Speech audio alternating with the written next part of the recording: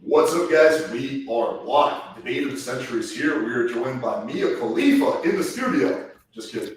We're joined by Farha, right? That's how we're saying it? Yeah. Cool. And you are a TikToker. Yes, I'm OnlyFans creator. Okay.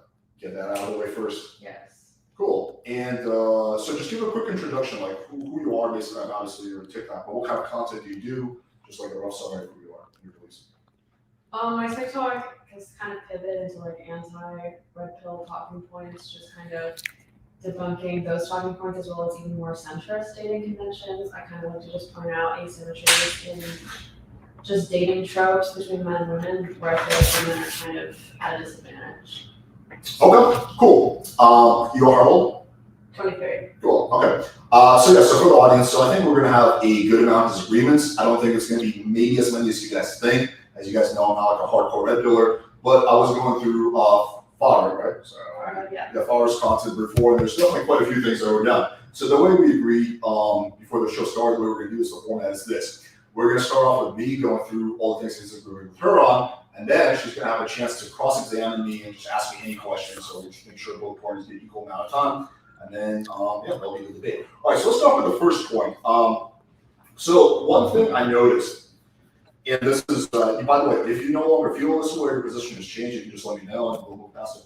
But one thing I noticed when we're on the Freshman Fit podcast is, and this is not, you're not the only person who does this, but this is like a pet peeve of mine, is the tendency to say men are insecure who don't like the idea of their girlfriend dressing a certain way. So is that a position you still hold? Like, for example, if a guy's like, hey, I don't really like it when my girlfriend wears like a fucking booty shorts, which she's like at like fucking Publix, would you still say that guy's insecure? I don't as a blanket rule think that having an opinion on what your girlfriend wears makes you insecure. For instance, if I was bringing a boy back to my parents and he was wearing very baggy pants that showed his like ass cheeks, I'd say, hey, don't wear that. That's not me being insecure. I was more so pointing out that it felt like the way Fresh and Fit dictate which outfits are okay to wear, I think, are more so based on insecurity. So the thing I was pointing out is that when a woman wears makeup, sometimes a guy will say like, oh, you're doing that to attract other men. So if I feel like their perception of why the woman is dressing a certain way conflicts from why she's doing it, then I would say that's based in insecurity. Because if the woman's not trying to be deliberate in arousing other men or being unfaithful to him, then I would argue that is based in insecurity on the man's part, right? So, how would you make the determination about whether the guy's like insecure or not? Like, you would have to try to figure out their motives, basically. I guess so. Or if their concern is just that, you know, my girlfriend's going to the club, or it's in a scenario where there's other men involved, then wouldn't the assumption be that's about insecurity? Versus if he doesn't care if she's wearing that outfit around other women, it's less so that he actually thinks that outfit in itself is slutty. It's more so he's worried that, you know, she might get along with other men, right? Yeah, but I don't know if that comes from insecurity. Like, for example, if I start posting like, okay, well, I'm not actually that jacked, but let's say I was like this fucking beefy, whatever, jack bodybuilder, and I start posting like a bunch of thirst traps to Instagram with just like my abs and just like me, like massive thirst traps, and a lot of girls start reacting to it like, oh my god, I love your body, blah blah blah. And my girlfriend was like, hey, you know, this is actually making me uncomfortable. Like, why are you seeking attention on social media and not, you know, getting it from me? Like, do you think it would be fair for me to say that she's the one that's being insecure?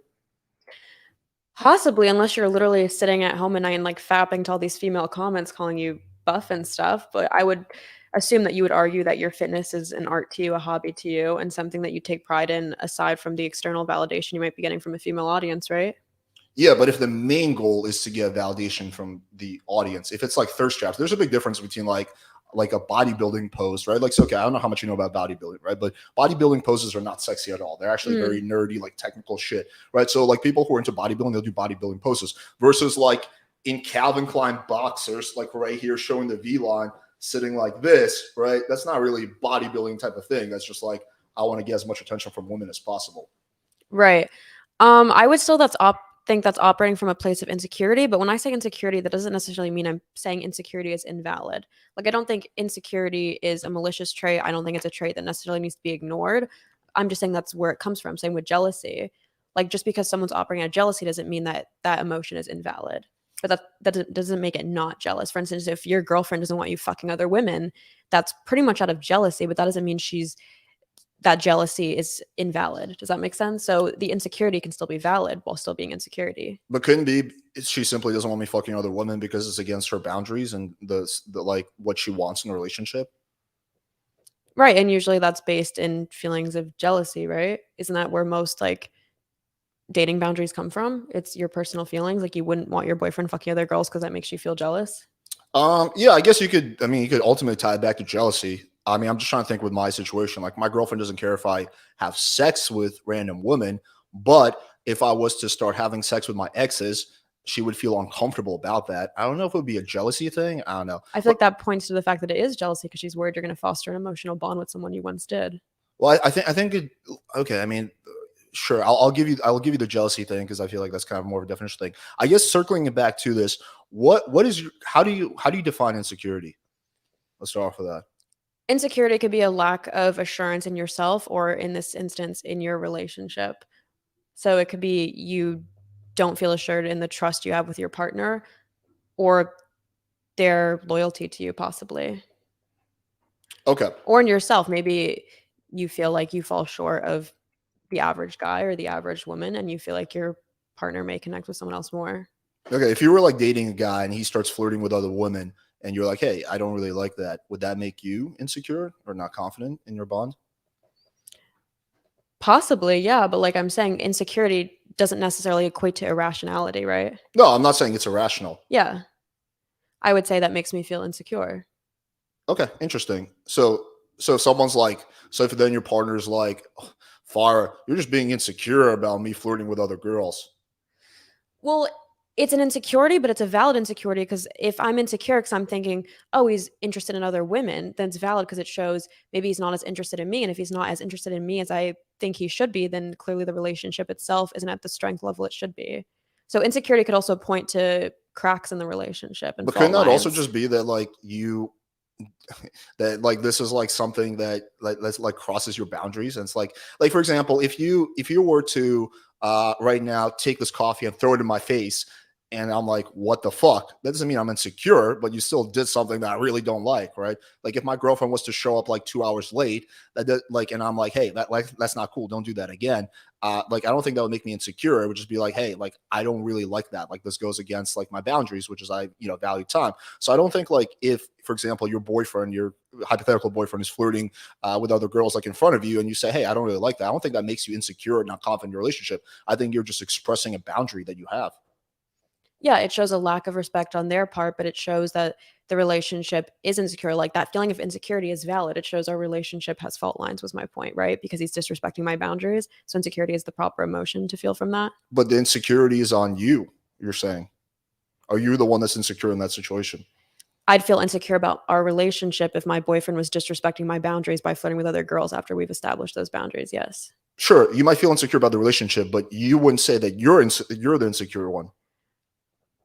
I wouldn't label a person as an emotion. Let's put it that way. If I threw coffee at you and you got mad, I wouldn't say Alex is an angry man. I would say what I did angered you.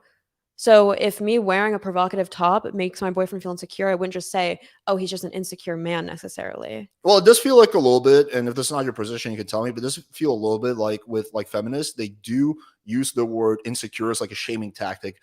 Men who have, I guess, boundaries that they personally don't like oh, you don't want to like, oh, guys like, yeah, I don't really want to date a girl who's been with like 100 guys. Oh, you're just insecure. Oh, I don't really like it when my girlfriend wears like some slutty outfit. Oh, you're just insecure. It does feel like it is a characteristic to describe the guy rather than to describe the state of the relationship. Do you think it's really disproportionately so that women feel that way? Don't you think men kind of hurl that insult back at women if their girlfriend says, I don't want you going to the strip club, I don't want you talking to other girls, I don't want you liking other girls' Instagram posts, I don't want you watching porn? I think men use a whole bunch of shaming tactics. I've never seen them use the insecure one. Really? I hear that all the time about their girlfriend not wanting them to go to strip clubs or watching porn. That's Really? the first thing I hear if I were to say I don't want my boyfriend watching porn. It's, why are you insecure? Well, the porn thing is not a very common position. I've never actually met a girl that the strip club thing I think is a little bit more common. But yeah, I've never really seen that like shaming tactic like used. The porn one, I've never seen any girl who has a problem with men watching porn. So I don't know. Maybe if you say that, some guy will say you're insecure. Mm-hmm. But I don't feel like it's 50-50. I feel like, again, I fully acknowledge that men shame women in other ways, right? Like men slut shame women all the time. Women don't slut shame men as much, right? But with the insecurity thing, I do feel like that's a shaming tactic that's used, that women use to describe things about men or men who have boundaries that the girl doesn't like. Possibly. And if you watched my Fresh and Fit clip, you would see that I wasn't using the word insecure as a shaming tactic. I actually used it as a stepping stone for conversation. So I said, if I wore a certain top that doesn't reflect on my value or my wholeness or anything like that, but if that made my boyfriend insecure, then I would 100% be amenable to that conversation. And if I value the way he feels and a relationship is about compromise and catering to the other person's insecurities and boundaries, then possibly I would change, right? I think that's what I say in that clip. So you wouldn't, okay, so you wouldn't, I don't use insecurity as a shaming tactic. okay, so just to, I can't believe I'm fucking defending Fresh and Fit, but so you wouldn't actually say that Fresh and Fit is insecure. You would just say that in that hypothetical situation, if your boyfriend was insecure, but you are not using that to describe them as people. Fresh and Fit or the boyfriend in that scenario? The Fresh and Fit. As people? Yeah. Well, I don't know them outside of the topics they talk about, and I would say in the topics they talk about, they tend to come off as insecure, right? Oh, okay. Well, but that's because they fixate on specific topics. You see what I'm saying? I don't know the totality of them as people. They fixate specifically on dating conventions. I guess, okay, but so if the, okay, let's go outside Fresh and Fit. If I'm like, for example, saying, and by the way, I'm like, I don't really give a fuck what like my girlfriend wears, but my girlfriend never like in reality ever dresses anything that's like too provocative or that I care about.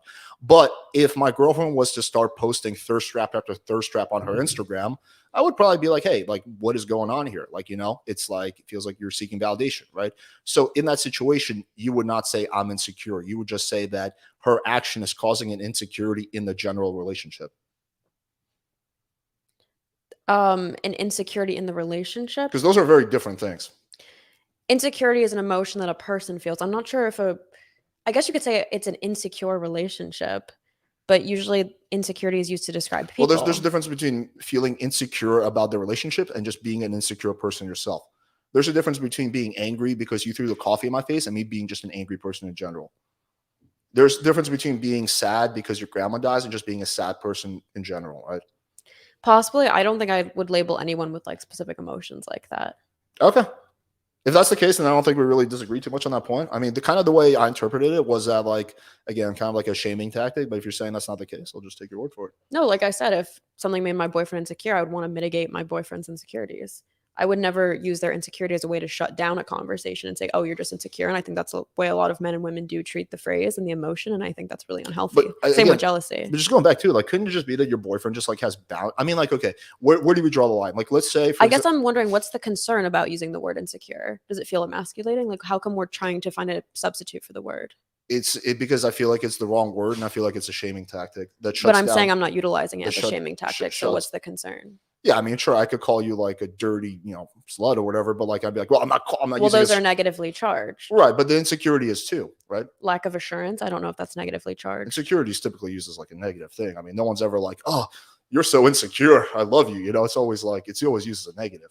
Not necessarily. If I were to say to my boyfriend, like, hey, you watching porn makes me feel insecure, that's not me saying like, hey, you watching porn makes me feel like a stupid, toxic bitch. Like, I'm just saying this is the way it makes me feel. I'm not downgrading myself by saying that. I guess my question would be this. Okay, what if you're in a situation where, okay, your boyfriend literally cheats on you and like you're not in an open relationship. You're like not cool with that at all.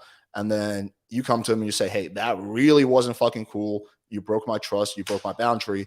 And he was like, well, don't you think you're just being a little insecure? Like, kind of, what would your response be?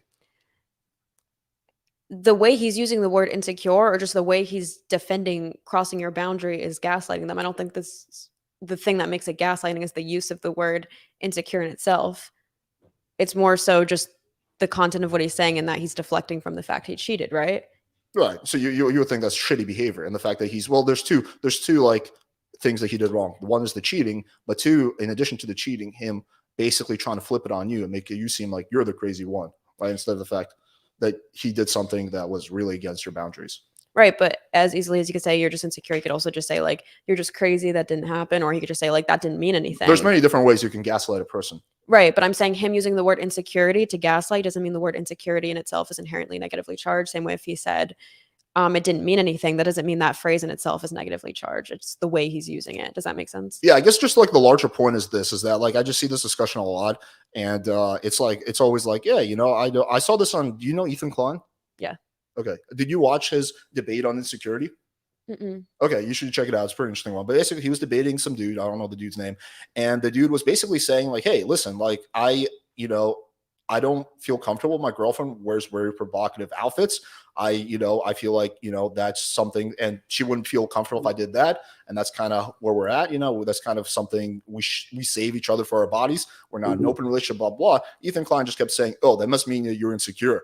Oh, that's because of your insecurity. He's like, no, dude, like that's just like goes against my boundary. And he could just pushing. And so I see this point being pushed like amongst like leftists, SJW, feminists. It's just like, oh, like, yeah, this guy has a boundary that we don't like. Let's just label it as insecurity. But I think that's doing an intellectual disservice to like the fact that people have different boundaries. And some people won't give a shit if you wear like, a bunch of stuff. But there's guys who will, right? And that doesn't mean that they're insecure. That just means they have different boundaries and standards for themselves. I would agree. I would say if the crux of your argument of why it's okay to do something is just calling the other person insecure, you've lost the argument.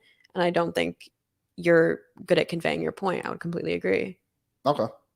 Oh, I was saying, I don't subscribe to that use of the word insecure. Cool. All right, so then we kind of agree. All right, let's move on to the next thing then. Okay, so this is referencing to I think a clip where you're talking about like male friends or whatever. So my question is this: so you have male friends, I'm assuming, right? Mm-hmm. What % of male friends do you think are trying to sleep with you? Okay, so red pillars will say this a lot. They'll say, call your male friends and ask if they want to fuck. I don't think men being willing to sleep with you is the same thing as them trying to fuck you necessarily. So I don't think my male friends are trying to sleep with me. If maybe the option was presented, I'm sure a good % would. But even if that is the case, that doesn't mean they're trying to. And secondly, it doesn't invalidate the friendship, right? Don't you think you can try in different ways? Like, for example, you can try very like explicitly by being like, hey, like, let's go on a date. Like, I want to, or you could be even more explicit, like, hey, I want to have sex with you. But the way most normal human beings would do, be like, hey, listen, let's just grab a drink, bottle of wine on my romantic balcony, right? But that's not the approach every guy takes. Some guys, they don't take that approach at all. Their desire is exactly the same. They want to sleep with the girl just as much as that person, but they're going to just kind of wait around and hope the girl makes the move for them. But it doesn't change their desire. It's just their method, their approach is different. Okay, so I'm sure there are some men like that. I wouldn't say that's the average male in an intergender friendship, right? Or do you think that's the case? Yeah, I think the vast majority of male to female relationships, unless the guy's gay, the guy is secretly trying to sleep with a girl. And then that's why those friendships are never built on a solid foundation. Because if you and I have a platonic relationship, but for example, I want something from you, like for example, let's just take sex outside. I want your clout, right? You're going to suspect that. And then we're not going to be able to really have a solid relationship that's built on a solid foundation, which is why a lot of those male to female relationships crumble, because at some point, 3 years, 5 years, 10 years, the guy's like, I'm just going to tell her how I feel. And the girl's like, whoa, I just see you as a friend. And then the guy just completely pulls away, flips out, sometimes gets really butthurt, right? Because the real reason he was in it for, his primary motive, right, was that he wanted to have a relationship with a girl or sleep with her or some combination of those two. Mm-hmm. So yeah, I would say it's the majority, but there are exceptions, of course, but yeah, that is the majority. So you think the majority of male-female friendships are based on a shaky foundation because the guy isn't actually interested in her emotionally. He just wants to sleep with her. But then you're also saying that he's possibly interested in dating her. So I would say there is a bit of a foundation there, because if you want to date someone, you do care about them to a significant degree, right? So I would say that lends itself to friendship values. But don't you think there's a very big difference between romantic feelings and platonic feelings? I have very strong platonic feelings for my camera guy, right? That is very different than the feelings I have for my girlfriend. They're not even close. There's a little bit of overlap. There's an element of like camaraderie and whatnot, but they're very different. Possibly. Maybe this sounds gross, but I do think a lot of romantic love can also feel like brotherly or sisterly. And I think with an intergender friendship, like male-female friendships, even if the guy or girl don't want to sleep with each other, I think it's a slightly different type of bond than if it was a male-male friendship or a female-male friendship, even if one of the parties is gay. Okay, what do you think how about this? What if we did a secret survey? We asked all your male friends, hey, do you have feelings for Farha? Would you like to sleep with her? Would you like to date her? And let's say you found out that every single one of them said yes. Would that change the way you view your relationship with them? No, knowing that they'd want to sleep with me, no. If you were to ask them, hey, do you not care about her as a person? Do you think she's an idiot? Do you think she has nothing to offer other than potential pussy one day? And they all said yes, that would 100% change my perception of our friendships.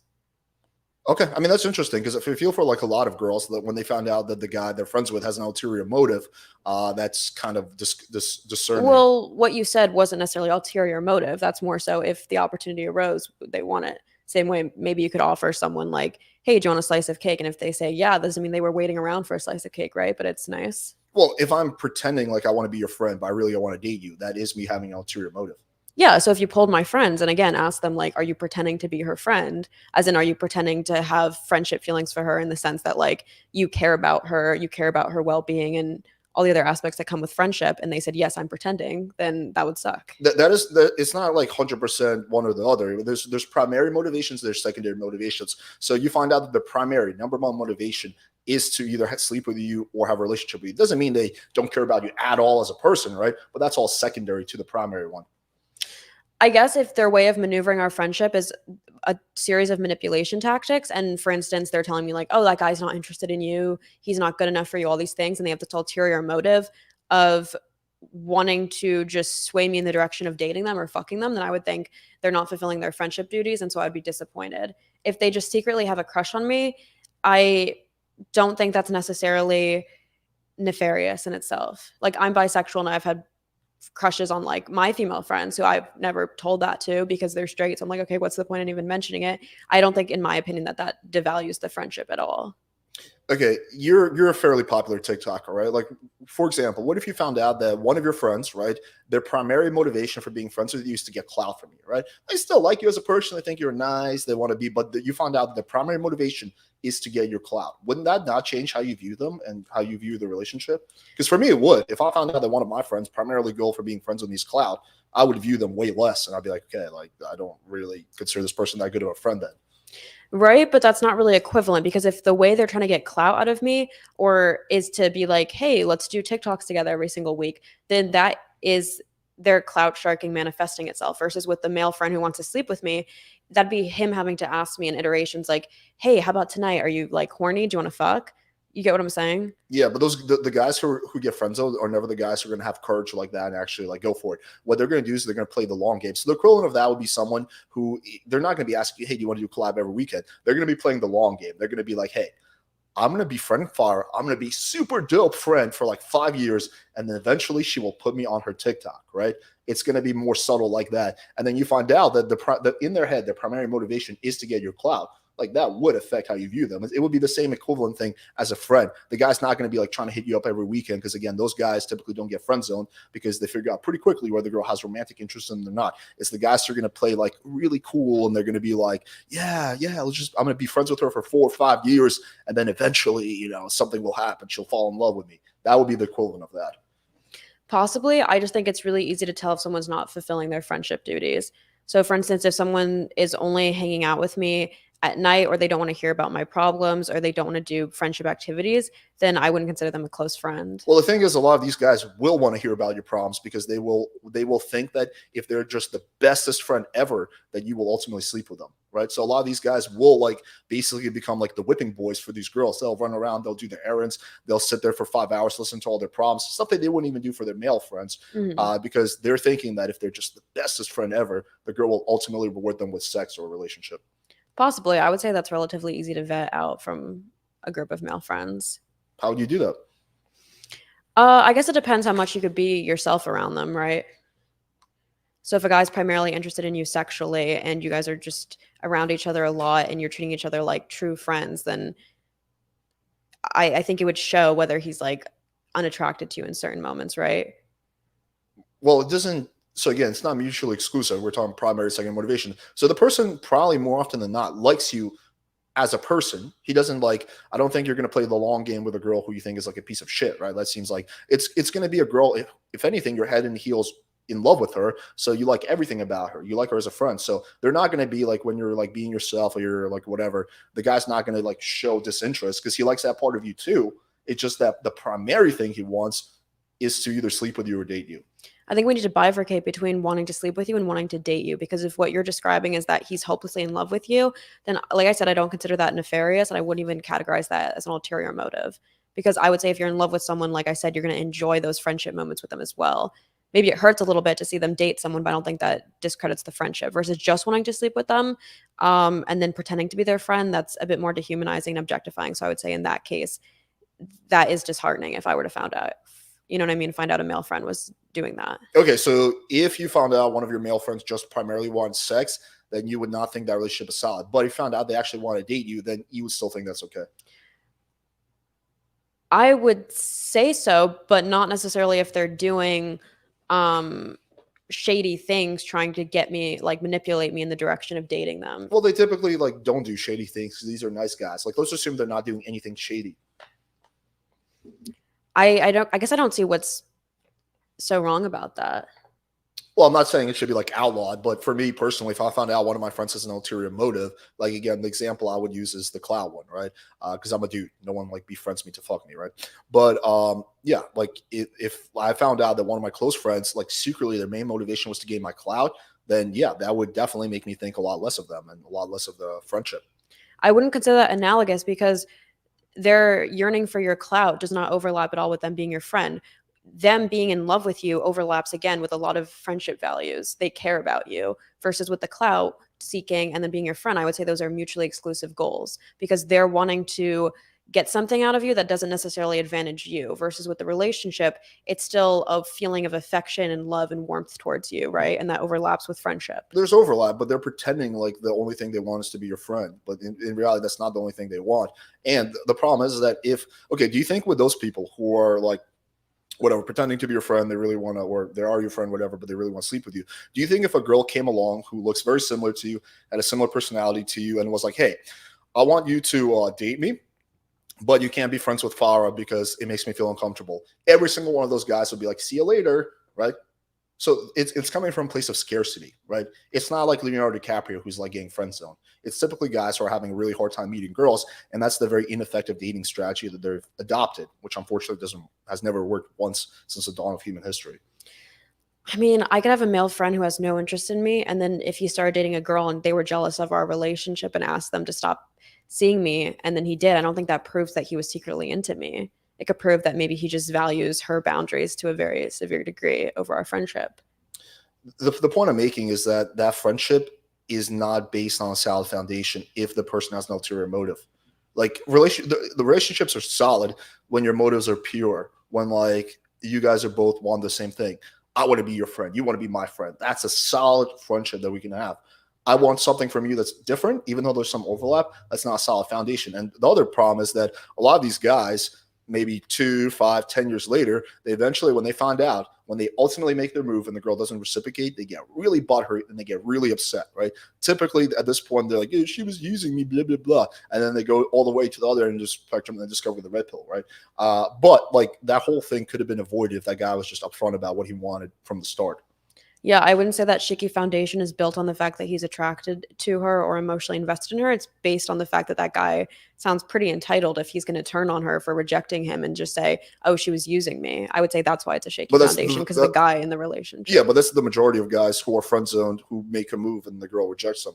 Their mentality can't be she was using me if they have ulterior motives. That's like mutually exclusive because ulterior motives means you're banking on the fact that she's not aware of what's happening. Right, so how could she be leading you on? I'm not saying it's justified. I'm just saying that's how they see it. I'm not saying that's a justified belief. That's just how they view it. But how can they view it as both? Like, how can they be being shady and nefarious and saying like, oh, I'm manipulating her. I'm going to be waiting on the sidelines. If she doesn't know it yet, eventually she's going to come to me. While then also thinking, oh, she was leading me on. Leading me on implies that she was aware of the fact that you're interested in her. But now you're saying if it's an ulterior motive, she's not. Yeah, because people project all the time. So it's a shaky foundation because of the guy with that mentality. I wouldn't say that's the majority of guys. Yeah, I truly believe that the majority of guys who are in platonic relationships with women, okay, I'm going to give some qualifiers. Unless it's, unless the guy's gay, unless it's in a work setting, or they're like both artists and they're working towards the same thing. So for example, I have like really solid friendships with other female YouTubers, right? But it's kind of like a coworker type of thing, working towards the same thing. Yeah, with those two exceptions aside, yes, I do think the majority of the time when a guy is friends with a girl, the guy secretly wants the girl and the girl doesn't want him. And then I think at some point the guy's going to get disappointed and let down when he ultimately makes his feelings known 2 years, 5 years, 10 years. And then that situation is going to get pretty like, bad because the guy's going to get really butthurt. I'm not saying bad in like a violent way. I'm just saying the guy's going to get butthurt. He's going to flip out. He's going to feel all kinds of shit. And the girl's not going to feel good either because she's going to feel like, oh, this guy didn't want to be friends with me at all. He just wants to sleep with me. I struggle to believe that's a majority of guys' mindset and not just a vocal minority. Why do you think that's not the majority? Like, what do you think? Like, what do you think? What would it take to convince you? Take to convince me? Don't you think guys are friends with lesbian girls? What are they waiting for them to convert? It's not that common though.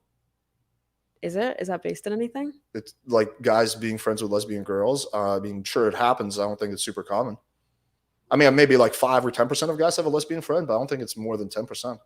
I think that's a random stat. I don't know. I think it just seems like that because, like you said, these guys, after they're rejected, they go into red pill communities. And I feel like that's a very vocal minority. So we hear all these guys shouting, like, she led me on, or I wanted to be with her. Like, girls only want bad, or like assholes and stuff like that. I just don't think that's a majority of guys. Like, I've never encountered a guy like that. Well, outside of these red pill spaces. Most guys aren't really red pilled. What percent of guys do you think have a lesbian friend? I don't know. Just like ballpark, just like what? I don't even know what percent of the female population's lesbian, so I couldn't even fathom what percent of guys have a lesbian friend, right? 2% or something like that. It's probably tiny, 1 or 2%. But I'm saying if I don't even know that stat, I couldn't even guess the other stat, right? Okay. Well, then why are you disagreeing with my stat? You don't know either, right? So 5% seems pretty reasonable. Not necessarily. So what do you think it is? I don't know. Like 20%, 50%, 80%? I don't know how many lesbians there are. Okay. I'm just not sure why you're disagreeing with the ballpark number I'm giving out if you don't have like your own. I'm just curious where you are. Do you think maybe I'm overblowing it? Do you think it's 1%? Do you think I'm underblowing it? It's like 30%? I don't know. The lesbian friends or the statistic let's start off with the lesbian friends, yeah. Men having lesbian friends. I don't know. I don't even know if there's data on that. Just from your personal experience, like or whatever, what do you see? Like I have like, for example, dozens and dozens of friends. I just mentally am looking how many of them have lesbian friends. I'm like, okay, it's 1 or 2. So that's kind of where I'm putting it at. Do you have any lesbian friends? I used to have a lesbian friend, or it's not fair to call a lesbian. She's bi, because she dates guys and girls. So would we count a bi girl? No, because that conflicts with the idea that he has no ulterior motives, right? So yeah, if we don't count bi girls, then the answer would be no. Okay. I guess I would just assume more than half of people have a friend of the opposite sexuality, but I could be wrong. Oh, having friends of the opposite sexuality, I think, yes, sure. But that's different than having a lesbian friend, right? Because most of the girls are not lesbians. Wait, what do you mean? Like the number of men who have female friends could be 50%, and the number of men who have lesbian friends could be 5% because a very small percentage of girls are lesbian. I said opposite sexuality. Okay, so we're moving on from the lesbian thing. We're talking about opposite sexuality. God, yeah, I do think a good amount of men have have female friends or the opposite sexuality. I think the vast majority of time on the woman's part, she legitimately wants to be that person's friend. I just think the vast majority of the time on the man's part, he doesn't. And then like, I mean, it's kind of anecdotal, but you see like a lot of experiments where they're like, do you have male friends? Yes, I do. Okay, call your male friend right now and say like, do you want to hook up? And like, I've never seen one case where the guy's like, no, we're just friends. Every single time the guy's like, yeah, when can I come over? I'm so excited, right? So I don't know. I've just never seen the opposite. Right. And like I said, I don't think that proves ulterior motive. Same way if I had a famous YouTuber friend, but I became their friend because I genuinely like them and care about them and value them as a friend. But then they call me one day and say like, hey, do you want to come on my YouTube channel? And I jump on the opportunity and say, yes, I'd love to. That doesn't mean I was sitting around waiting for that opportunity. It could just mean like, oh, this would be all fun to do as well, right? Doesn't mean I was using them and playing the long game. I don't know. I mean, I feel like if you're friends with a person that like, if you're like just friends with someone of the opposite sex, like generally like I'm trying to think of the girls who I'm friends with, and I actually do have female friends. I would not sleep with any of them if they offered it. I'd be like, no, like I'm not interested. Like I don't think, and they're not necessarily bad looking. There's some of them that are decent looking, but there's none of them that I would say yes to sex with. Because it's just like they're like there's a reason I'm not friends with them and not fuck buddies with them. Your female friends, you said? Yeah. So doesn't that discount your argument? No, because I'm not like the average person. Because when I want sex or a relationship from a girl, I'm not gonna just pretend to be her friend. I'm just gonna like express that right off the bat. Where are you getting this idea that a majority of guys will do that?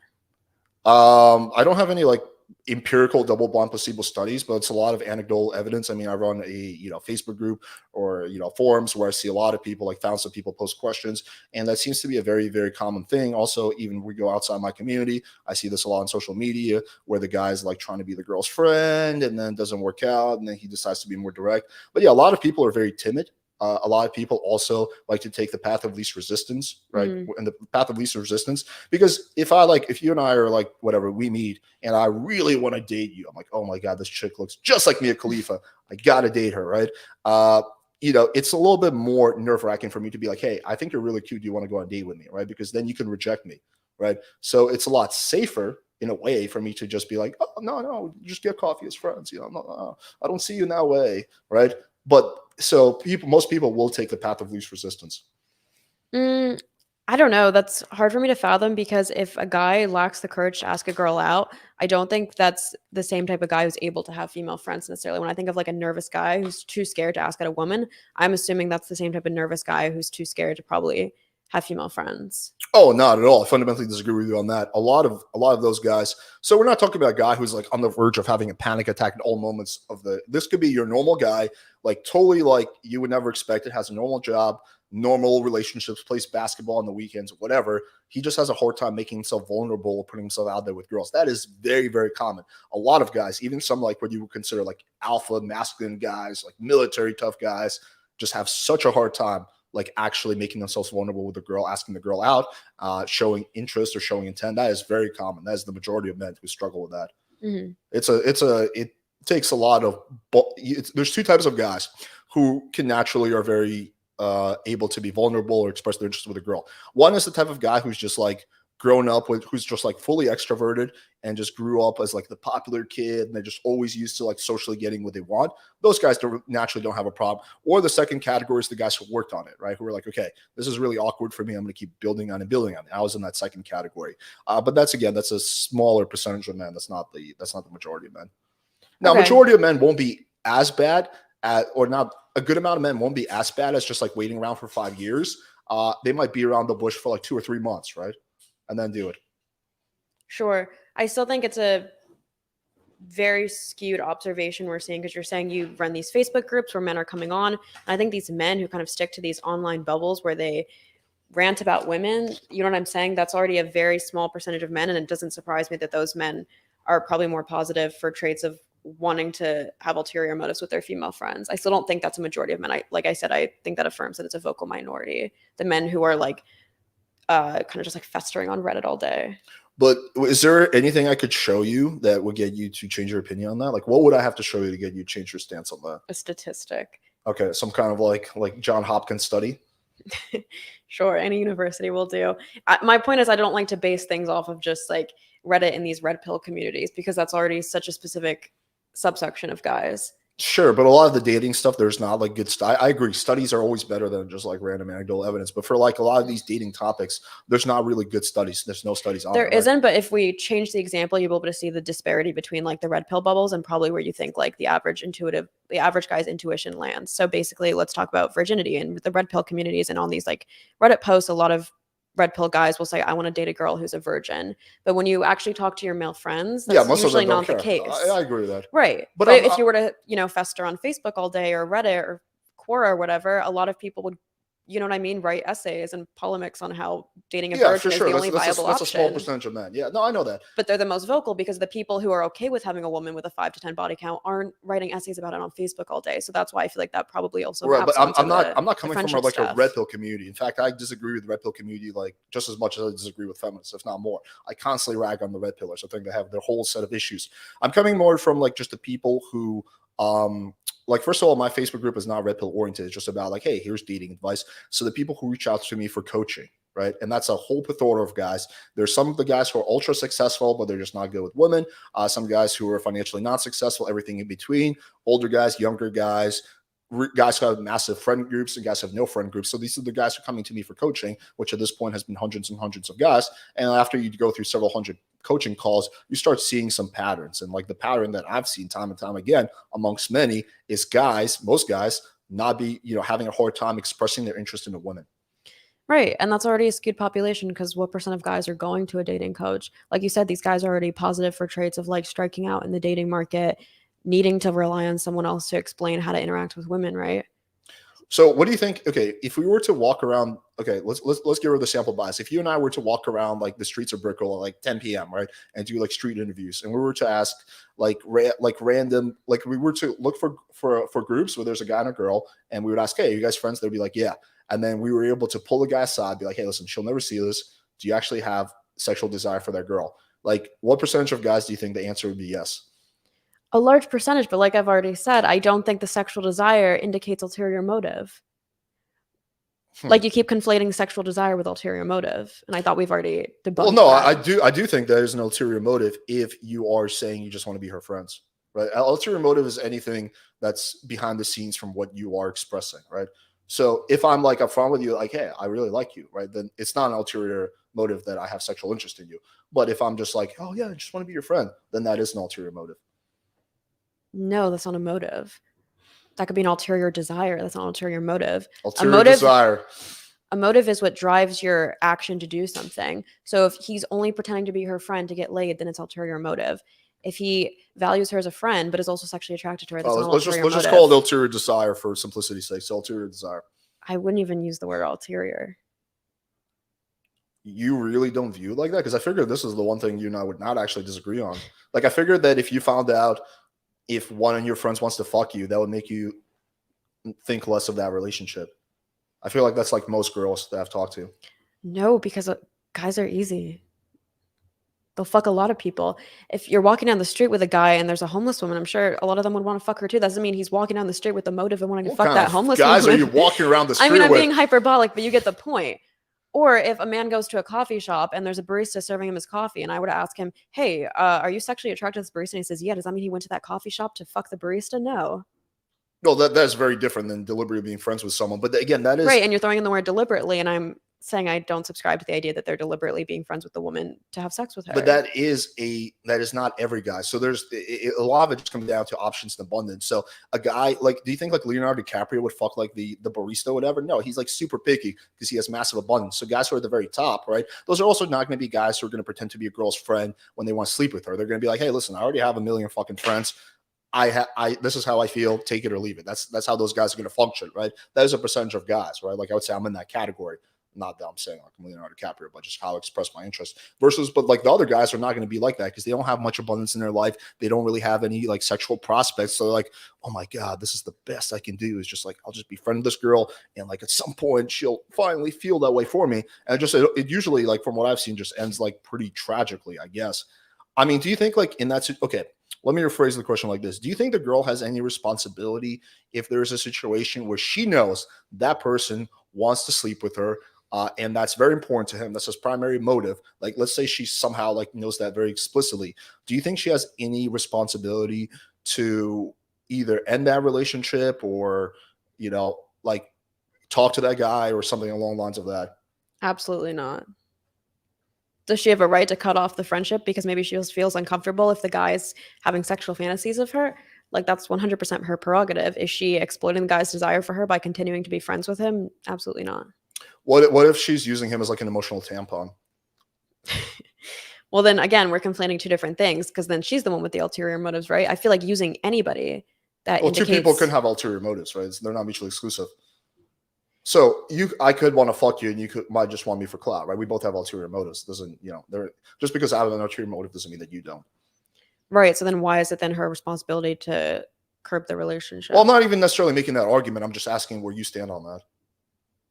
Okay, but I feel like what you're suggesting is that if the woman isn't curtailing the relationship, it implies that she is using him as an emotional tampon. No, not necessarily. But you're kind of saying like No. We have just two different ulterior motives going on at once. But I thought what you were implying is that if she doesn't end the relationship, it's probably because she knows he's in love with her and she's like, I'm taking advantage of the fact that I can use him. No, not necessarily. That's not what you meant? No, not necessarily. She could be a great friend. She could just be like the bestest fucking friend ever and want to help the guy date other girls and just have his genuine best friendship aspects in heart. No, it doesn't necessarily mean she has an ulterior motive. Yeah, I'm not saying that. So then what's the question? The question is, do you think if a woman finds out that the guy she's friends with has really strong feelings on her, she has any responsibility to kind of curtail that situation. No. So how does that correlate to using him as a tampon? They're two separate things. Okay. When you said no to that, I upped the ante by asking you about the emotional tampon. So I'm kind of trying to see where the line is for you. Right. So I'm not trying to relate them. I'm just trying to see where do you draw the line where the woman has responsibility. Oh, they're not related. They're not related. Okay, so using him as a tampon, and we can assume the guy isn't interested in her in that scenario. Like we're looking at that in a vacuum. Yeah, we're moving on from the first one. The second analogy is Okay. the guy is friends with a girl. She knows that he wants to really date her, and she's using him as an emotional tampon. Oh, so it is the same scenario. The first one is compounded. In order for the girl to use the guy as an emotional tampon, he has to be like Yeah. friends with her, right? So you can have the first one without the second, but you can have the second one without the first.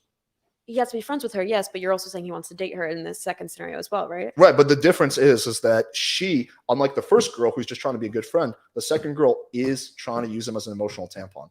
By exploiting the fact that he's into her. Yeah, and just like using him, using him as an emotional tampon. Like for example, just making him spend 3-4 hours listening to her vent when she knows, right, that that's not his main MO, that what he really wants is to basically date her or sleep with her or whatever, and that he will just put up with anything because of that desire. If a girl is actively having that thought, I would 100% consider that malicious. But if I know my male friend has a crush on me and I'm still like, I don't want to be with you, and I'm upfront about that after he vocalizes his interest in me, and then we continue to pursue a normal friendship, which involves phone calls and mutual emotional support, then no, I don't think that's malicious. Oh, I don't think it is either. I don't think there's anything So wrong. I think the using of the emotional tampon, the answer depends on whether she's doing it on purpose. Like if she just thinks like this is our friendship, we're just being friends, then I don't think there's any responsibility on her. If she's treating him differently because she knows he's into her, then I would say that's a bit more fucked up. Right. So then she has responsibility in that situation. Not necessarily a responsibility. I would just say that that's like ethical responsibility. Still not necessarily, because the converse of that is a guy hooking up with a girl who's emotionally into him, and he knows that, but he's upfront about the fact, like, hey, I just see you as a fuck buddy, and he knows maybe it's like killing her a little bit to be hooking up with him because maybe she's kind of waiting on the sidelines, hoping eventually he'll see her as like wifey material. But as long as he's upfront about his desire after she's vocalized hers, then I don't think there's a responsibility on him to emotionally babysit her. It's not on him. It's on the girl. Okay, let me give you an inverse type of example. What if I am having casual sex with a girl, and I know for a fact that what she really wants to have a committed monogamous relationship with me, but the strategy she's doing basically the guy version of that, and she's just waiting around hoping that I'll see her. And let's say I know that for a fact that she really wants, what she really desires is to have a serious monogamous relationship with me. And what is my responsibility in that situation? Do I have responsibility in that situation? If she hasn't vocalized it? Let's say she hasn't vocalized it, but I know it for a fact. No, you don't have any responsibility. Really? I don't think so, no. You don't think like the more ethical thing to do would be to like not lead her on, right? I don't think it's leading her on unless you're telling her, like, leaving these breadcrumbs that eventually you're going to date. How is it leading on to just have sex? She's the one making the assumption that the sex is going to lead to a relationship. Right, but don't you think in that situation I should like kind of sit her down and just be like upfront, like, hey, I know you really want a relationship. I don't see where this is going. You wouldn't say that I have a little bit of a responsibility to do that? Not unless you feel like you're emotionally leading her on by maybe like telling her you love her after fucking her or something, or taking her on dates or doing something that you feel like is maybe misleading, but just fucking somebody and just having someone as a fuck buddy while also knowing they're into you, but they haven't vocalized it or asked you up front, like, hey, are you interested in dating me? Like, I don't think you have a responsibility if you're not leading somebody on. Let's put it that way. Well, if you know that person wants to be in a serious relationship with you and all you're doing is fucking her, like, in a way, you are kind of leading her on.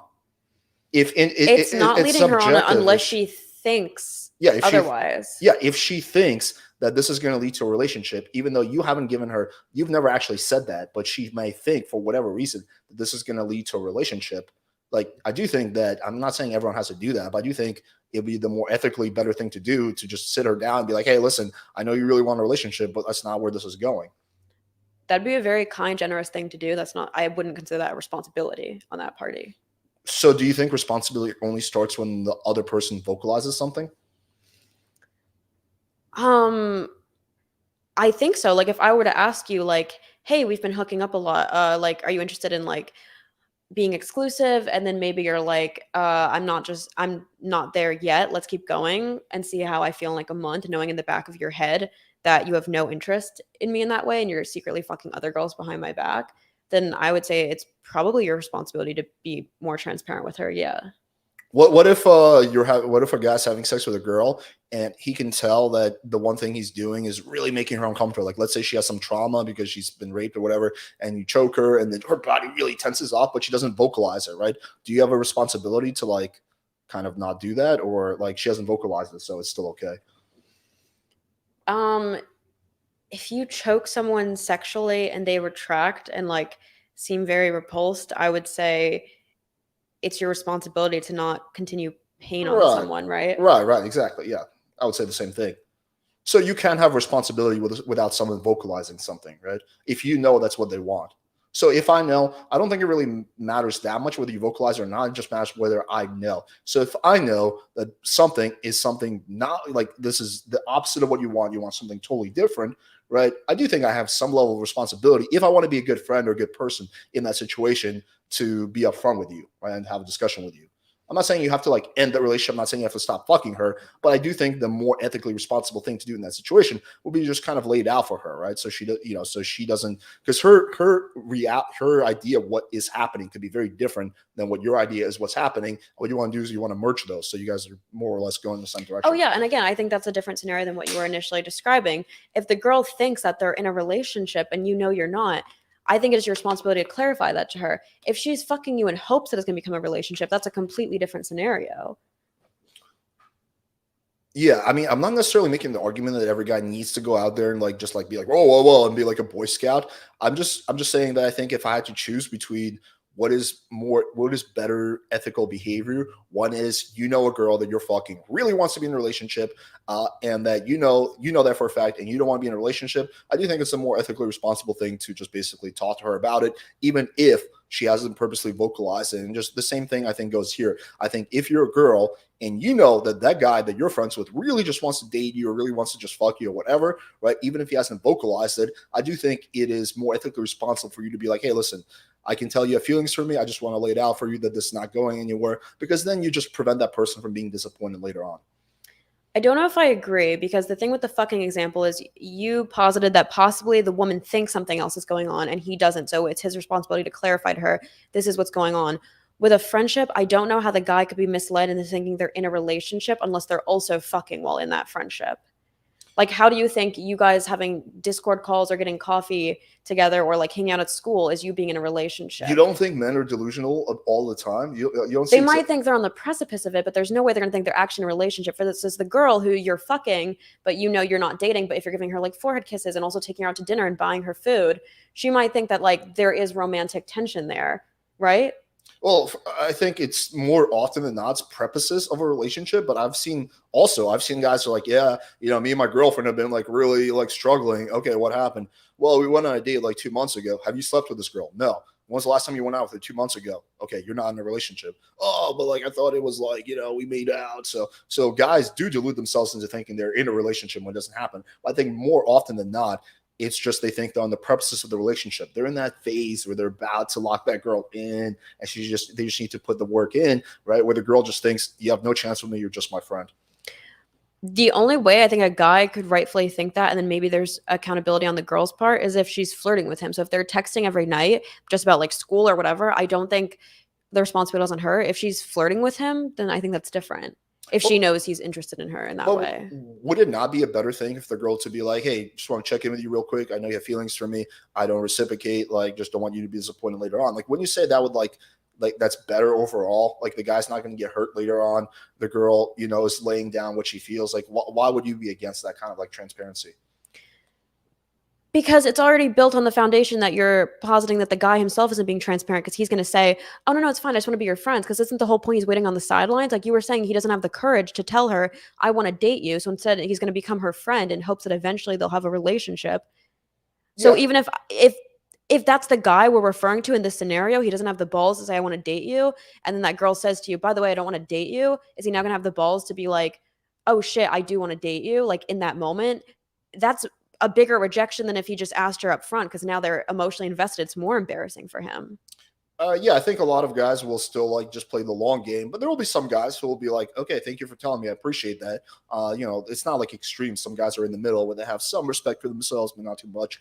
But at the very least, you've done your part. You've like expressed clearly what you want. I mean, you could make an argument and go a step further. And if you know for a fact that someone wants to date you, that you should end that friendship in general, right? But at the very least, I think, like the first step, and probably I think the most reasonable step, is just to outline clearly your lack of feelings for that person, so that at the very least you vocalize it and you've done your part.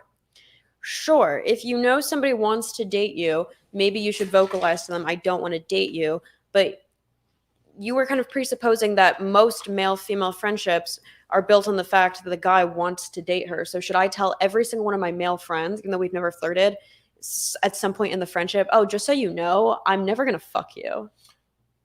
Couldn't hurt. But no, I'm talking about in the situation where you know for a fact, it's a hypothetical, where you know for a fact that person wants to fuck you.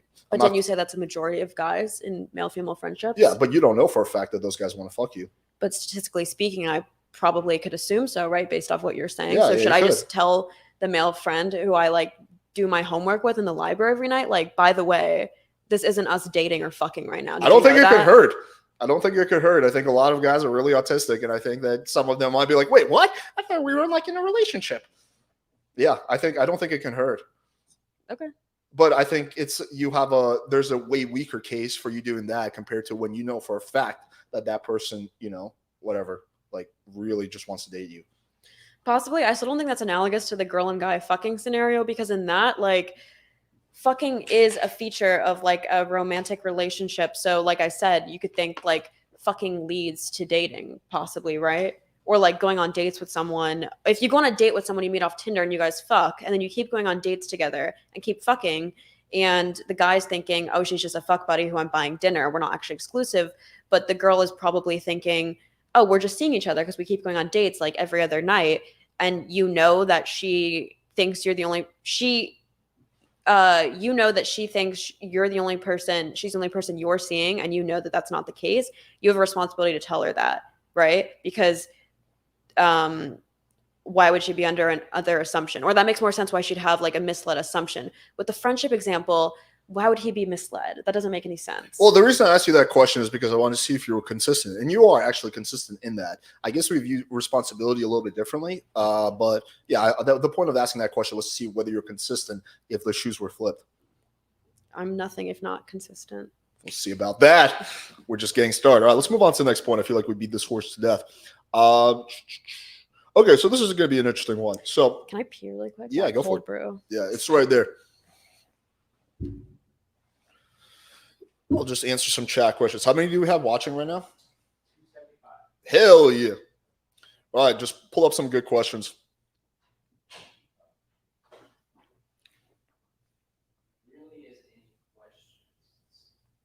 This is just people fucking shit talking. We made a new rule where you have to be subscribed to post in the live chat.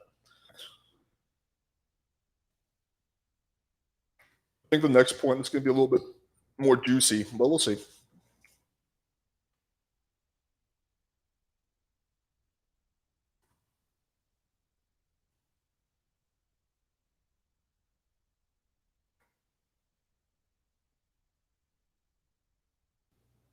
I gotta be honest, I wasn't sure she was gonna be like a crazy feminist, but she seems like pretty chill. Like I feel like we've had a little bit. She's more reasonable. We've had less disagreements than I thought. But let's see what happens on the next point. That's a good thing. I enjoy having like good intellectual conversations. So there's no questions. How's that possible? What are they arguing about? There's a lot of bickering in the chat. By the way, guys, I didn't implement it for this live stream because I'm not behind the screen, but we are making a change to our live stream chat rule. If you guys want to see what it is, check out my most recent community post. We did a vote. 81% of the community voted for it. So the long and short of it is this. If you we're gonna have a special rule. We call it "Don't be a little bitch" rule. And so, if you are constantly being negative, and that's all you're doing, we're not talking about guys who are like sometimes they agree, sometimes they disagree. We're talking about guys who all they do is talk shit. That's 100% of the internet behavior. We're gonna have the rule, and you listen. If you want, you can come on the live stream and tell me all your points. I'll go through them with you one by one. But if you're not willing to go on, if you're not willing to do that, then you will be banned from the community. Because at that point, you're not even like standing up for what you believe in. You're just being a coward who talks shit. Anyway, we just went on a massive side tangent for the chat. Let's move on to things. I've heard you say this in regards to Destiny, or maybe it was on TikTok. But long and short of it is basically saying if you're going to whatever, if a girl tells you we're not having sex, tonight, that 100% means we're not having sex. Is that still your position? I never said that. Okay. So, what is your position on that? Maybe I misunderstood you. I didn't say if a woman says we're not having sex tonight, that means that's 100% her position. I think his position was that sometimes women say flirtation that like, no, we're not gonna have sex tonight, or they might mean it as in like they're just not turned on yet because sexual ritual relies on the fact that the man's gonna do a bit of chasing and have to kind of coax her to desiring that way, right? Our contention was about whether that leads to can we say rape on YouTube? You can say whatever you want. Our contention is about whether that leads to rape. And I don't think that it does. He thinks that like, or it doesn't lead to rape in a way that makes it a woman's fault, I guess is my point in any way. Because even if a woman says flirtatiously or in a way where she only half means it, like, no, we're gonna have sex tonight, but she's thinking in the back of her head, unless you convince me otherwise, in the sense where eventually if we have more drinks and like we talk more, I become turned on by you, that still doesn't mean that you need to rape. That's not an invitation to just have sex in an hour. Like that's an invitation maybe if you feel like the vibe change to ask again, right? Who was saying it leads to rape? Well, I don't want to say his position because he's not here, but I think that his position was basically saying that he felt like his two pieces of advice to like mitigate rape culture, that like one, men should be better at taking no as no, and two, women shouldn't say no when they don't mean it because that leads to rape. Okay. Do you disagree with the second one? Yeah, that's what I was just saying.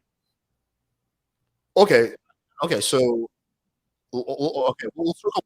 And I just wanted to clear up this one. So you don't believe that if a woman says no, I'm not going to have sex with you, that actually means like 100% of the time that you're not going to have sex, correct? Yeah, and as Destiny pointed out, like sometimes on Tinder, women will write no hookups in their bio, Yeah. but that doesn't necessarily mean like Yeah, they're I not know. fucking anyone. Okay. Yeah. Okay, I had like a whole fucking mental plan of all things I was going to make. They're all down because you don't believe in that. Okay, no worries. So let's then move on to the other point. Why do you disagree with the second thing? Like, what in theory, if you think about it, if like okay, where like we have to like back it up and like look at it like this. How do rapes happen, right? And some of them are just because the guy's a malicious sociopathic piece of shit, and there's nothing people could have done to prevent it. Right? It was just like this guy's just a fucking sociopath, right? But then there's also like you can make the argument there's some misunderstanding rapes. Communication, yeah. Yeah, where the guy thought that the girl wanted it, but the girl didn't want it. You acknowledge this happened, right? Sure, but I don't see how that correlates to the idea of saying no hookups or saying we're not gonna have sex tonight. Like, how does that Well, no, I think communication? Because again, it's not like she's saying no, we're not gonna have sex tonight, and then he pins her down and has sex with her. The idea she says no, we're not gonna have sex tonight, and then maybe a few hours later she changes her mind. And I'm then not they- arguing in regards to that. I'm arguing in regards to what I think you said was that women need to get better about communicating their boundaries. So yeah, I do think that if women got better about communicating their boundaries, there would be less accidental rape. Yeah, I think those are two different discussions. He was basically saying, I think, again, he's gonna get mad at me for this, for like misrepresenting his position. I think he was saying that because we're in a culture right now where women get or they say no when they don't actually mean it because they're afraid of coming off as slutty, that worsens rape culture. And I don't think that's the case. Not even a little bit. No, because even if a woman told you like 10 times that night, like, no, we're not gonna have sex, no, we're not gonna have sex, and then you ask her the 10th time, and because you guys have talked more and bonded more, and then she's like, actually I'd like to have sex, then a rape can take place. So why would the answers have unless you didn't ask, you just had sex with her, you assume from physical cues, and then you could argue that's because of miscommunication, but that's not because she said earlier, no, we're not gonna have sex tonight.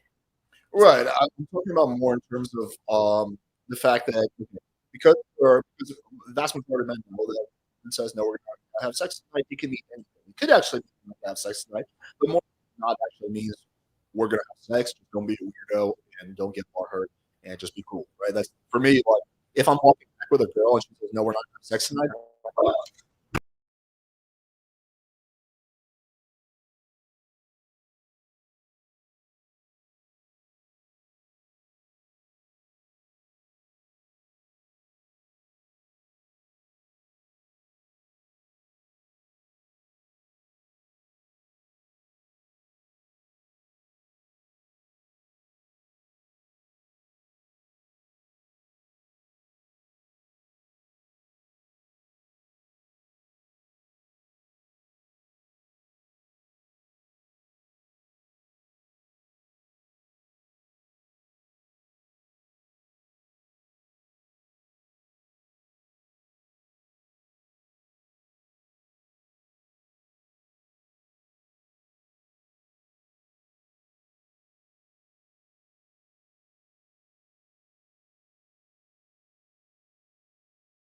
Like borderline socially autistic, right? Mhm. Yeah, like some guys are just really cannot pick up on social cues. I was one of them when I was younger. I was just really bad picking up girls' body language. Like girls would be really interested in me. I would have no idea. It would be like, dude, that girl is all over you. I'd be like, what? Huh? Like I was just really bad. So a lot of guys are really bad. Some guys are actually like have legit autism, which makes things a lot worse. Yeah. Right? So if the guy's conditioned to know that, hey, when a girl says we're not having sex, that could obviously mean, we are going to have sex, which it does a good percentage of the time. Or like you're making out with a girl and the girl's like, hey, like, okay, sometimes you can be like making out with the girl. She's like, hey, just so you know, we're not having sex. Right. And if you have good social skills, you can pick up on the playfulness in her voice, which will be very different than she's like, hey, we are not having sex. And if you have good social intuition, you can pick up on the difference. But if you don't, because you think that, hey, we're not having sex, actually, because in the past that has led to sex, that you might ignore the serious, hey, we're not having sex. So I just think that I'm not saying that women are like in any way responsible for rape. I'm just saying I think the whole situation could be better if women, did not play hard to get. I do agree with him on that point. Maybe. I don't think that's what Destiny and I's conversation was about. We weren't talking about in the moment. We were specifically talking about beforehand. So the idea of putting no hookups in your bio, or like before you go over to the guy's house saying like, I'm going to come over, but we're going to have sex tonight. We were describing in the moment, like they've already begun kind of hooking up a little bit. And then she says, no, I don't want to have sex flirtatiously. I can see why that'd be complicated if girls do that. I didn't know that was a thing, that even after making out, they'll say, or like if you're already naked, say, no, we're not having sex as a joke. I didn't know that was not a as thing. A joke. It's more of a test. After you're already like halfway there? It's happened to me bazillion times. Yeah. I haven't heard of that, but I would still advise the guy to always err on the side of caution. If you've already begun and they say, no, we're not going to have sex, not to pursue and just assume, oh, well, she's being playful. Well, it depends on what category you fall in. If you're really good at picking up on social cues, then you can use more like fucking discernment, and you can look at it and see like, okay, what was her body language and blah blah blah. Obviously, if she's like, get off me, like obviously that's like, okay, there's no like black and there's no like gray. But if you're not good at picking up on social skills, then you probably should err on the side of caution. But the thing is, the playfulness in her voice doesn't necessarily mean that she's saying the opposite of what she's saying. It could also mean she doesn't want to kill the mood. So maybe you guys are making out and she does want to assert that boundary and say like, by the way, I don't want to have sex tonight, but maybe she says it in a playful way. So you know what I'm saying? So it's more of soft. No? Does that make sense? I think typically when a girl's seriously expressing her interest, she will be pretty firm, and that her body will be kind of rigid. Like she will not be like, ooh, I don't want to have sex. She will be like pretty rigid, like, hey, I do not want to have sex. She's not going to yell or something, but she's going to be pretty like firm in her voice, vocal tonality. Like there's two reasons why it happens. Two different situations. The first situation is a test. Is actually a are you a rapist test. So this typically comes from girls who've actually been raped in the past, right? And so with them, what will happen is you'll get right to the point of sex, and they'll pull back and then be like, hey, like just so you know, we're not going to have sex. And all they're looking is to see whether you will stop or not. And if you stop, literally 2 minutes later, they will be the ones that will take your dick and put it inside of her, right? She just wants to see if you're going to be like that past guy who gave her sexual trauma, right? So that's we call it a trauma test or whatever, right? So really in that situation, I'll have to be like, totally cool, chill out. 2 minutes later, she's gonna basically do the work for you. The other category are the girls who are more playfully testing you. She wants to see, are you going to get butthurt? Are you going to get reactive? Are you going to make like a big scene? Are you going to be like a Myron? Or are you just going to be like chill about it and be like, whatever. What makes you think I was going to fuck you anyway? You know, like stuff like that. And then that'll be like totally different. And then like she will be like, whatever, blah, blah, blah. And you can move on. But then there's a third category, which is very different, which the girl's like, hey, we're not having sex tonight. She means it. She does not want to have sex. And again, the initial point I keep going back to is because some guys are pretty bad picking up with social cues and they're used to the first and second category, they might keep pushing. And as you know, a lot of girls are not going to be like fighting off you. They just go into like fight or flight, right? And they shut down. And so then like that girl, I guess, technically inadvertently gets raped. And that situation could have been like helped if girls in general were more up clear about, you know, expressing their boundaries, not really like playing hard to get so much, at least not when it comes to like saying like, I'm not going to have sex with you. I mean, you can play hard to get, I guess, in other ways. But when it comes to that, like, I do feel like, yes, that would help the overall situation. I don't see how guys having experience in the first category to lead to then the results of the third category. Because if you're saying women will say, no, I don't want to have sex with you as a rape test, then the whole point of you passing the test is you not sticking your dick in her. And like you said, maybe a few moments later, she'll be the one to do it. So isn't that training the guy to say like, okay, I'm not going to have sex with her when she does it? So how then does the third category result take place? Because first of all, the first category is not as common. It's more of the second category. Because if you're in the first category, it's like if you take her at face value, what you're going to do is like, okay, you're going to start putting your clothes on, blah, blah, blah. And then the mood is killed. What the correct way to handle that is to be like, yeah, no worries. And you just like lay next to her and hold sexual tension and just like, I don't know, like play with her titty or something like that, or just like hang out. And then once she like realizes that you're not like actually a rapist or whatever, then she will like give you the green light, whether that's making a move for you or just like taking her hand and putting on your dick or whatever. Sure, So, waiting for the green light. So then how does that lead to rape in the third category? Because guys who have no idea how to pick up on social cues, they will see, they're not seeing the nuance. They're going to see, oh, this girl 3 months ago said, hey, I don't want to have sex, and we had sex. Therefore, when a girl says, hey, I don't want to have sex, it really means she wants to have sex. They're not able to separate those three categories. It doesn't mean they want to have sex. You just said it means that she's testing you, right? You didn't say that her saying, no, I don't have sex is her saying, I want to have sex. You just said it's to decide whether she wants to have sex, to test if you're rapey. The first category, sure. Yeah. But if you put the girl who's in the third category in the first category, right? And like you're just laying next to her, touching her titty, she might like see like, oh, this guy's like, he's just going to keep pressing. She might go into fight or flight. But I think typically, let's forget about the first category, focus on the second category, which is more common. When the girl's doing it as a test, you're still going to make a move later on, right? And again, I think that like, yeah, like if those girls in the first and second or whatever, second category were like, hey, whatever, I'm not going to like really play with fire like that. Pun intended, what's it called? Then, you know, the girls in the third category would probably have less incidents. That's not to say again that it's the girl's fault. It's just that overall, I do think that clear communication of what you want could alleviate the problem to some extent. Sure, but that's a clear communication that you're putting that responsibility on a whole gender. So let's say I'm someone who's actually clear about what I want. I'm hooking up with you or a guy and I'm saying like, no, I don't want to have sex with you very clearly and firmly. You're saying two different things. You're saying that like when women actually don't want to have sex with you, it's very clear from their body language because it's firm and it's for not some playful. guys. For some guys, for guys who are good at picking up on social cues, not for other guys. Right. But my point is, if I'm saying like, if this is our first time, me and this guy hooking up, and I'm saying, no, I don't want to have sex with you. And then he might be thinking, oh, well, I've had sex with girls in the past who it was a test or it was just them being playful. He shouldn't apply that to a new instance.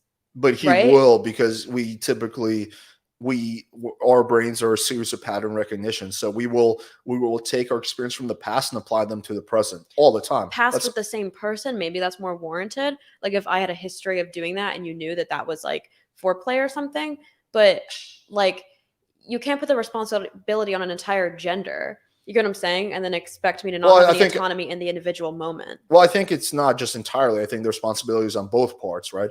But yeah, like if a girl who has been harassed, like for example, a girl has been like groped or sexually assaulted in a parking lot, right?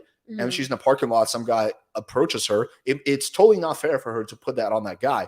But I guarantee you, she's going to be very fucking squeamish, right? Because of her past experiences, even though it's a different guy. So we do that all the time. That's how our brains work. We use our experiences from the past in order to form conclusions about the present and the future. We do, but the reason I see the sexual scenario is starkly different is because if you have a history of girls doing that unique thing where they're saying no as a test or as a way to be playful, you can kind of make it analogous to maybe like a kink or something. So let's say you've hooked up with girls who are really into knife play, and then you start hooking up with a new girl. You're not just going to pull out a knife and just like cut it, right? You're going to base it off that girl's scenario. So with something as severe as a no or the fear of rape, I don't think you should be relying on your scheme of past experiences and thinking like, oh, well, sometimes when a girl says no, it means yes. Like the default in that scenario should be no means no with a new person. Same way the default should be, I'm not going to pull a knife on a girl unless she green lights that. Does that make sense? Yeah, well, I mean, if you can really pick up on social cues, you can pick up on her body language, then you don't have to pick up on social cues. I'm not asking you to be a mind reader. I'm saying when you're with a new person, take their no and their words at face value. But we just until you've had a conversation about it. But we just agreed earlier that when you're walking back to your place and a girl says, I'm not having sex with you, that doesn't mean we're not having sex. So in that situation, you're not taking her words at face value. There's a difference between asking again 2 hours later, and then if a girl says, no, we're not having sex, and you remain naked and put her hand on your dick and stuff like that, because in the past that was a test and that was what the girl wanted from you. So at what point do we not take her words at face value, and at what point do we start taking her words at face value? What do you mean? Can you be more specific? Well, because we both agree that, for example, when you're going home with a girl and says, hey, we're not having sex tonight, you're not taking her words at face value, because that could just be her being playful. And you're saying, but if you're in bed and she says that, you are taking her face value. So my question is, where's the point? Where do we draw the line between where we start taking what she says at face value and not at face value?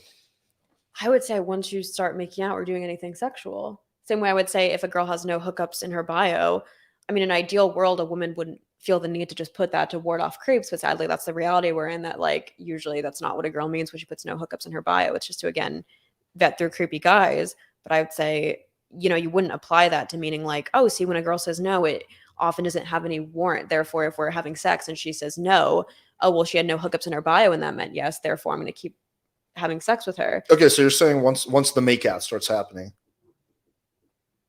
I would say so. Yeah, does that seem fair? Well, I personally think there's more nuance to it. I don't think there's ever a point where it's face value or not face value. But okay, so let's say, for example, you are making out with a girl, she's on your lap and she whispers in your ear, she's like, just so you know, I'm not gonna fuck you tonight.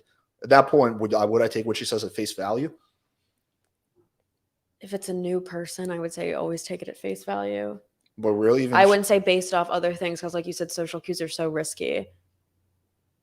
So even if she's like whispering in your ear, rubbing her titties against you, like, just so you know, we're not having sex. With a new person, yes, because guys will always overestimate a woman's sexual interest in them, especially a new woman. So don't even rely. Men are not good arbiters of what consent is. So like, especially with a new woman, don't rely on what you think is flirting. But then why not? That's why guys, when they go to restaurants, always think like, oh, that waitress was so into me, when it's like she wasn't, right? She was just being friendly, but guys mistake it as flirtation. So if you don't already have a schema and a rapport with a woman and it's a new hookup, don't assume the tone of her saying we're not going to have sex tonight means we are going to have sex tonight. I agree with you about the waitress comparison. But okay, what about right before that? Like you and I are on a date, we're sitting on the couch, and like you just get this vibe that I'm about to kiss you, and you're like, hey, just so you know, I'm not going to have sex with you, but we haven't made out yet. Should I then not take your words at face value?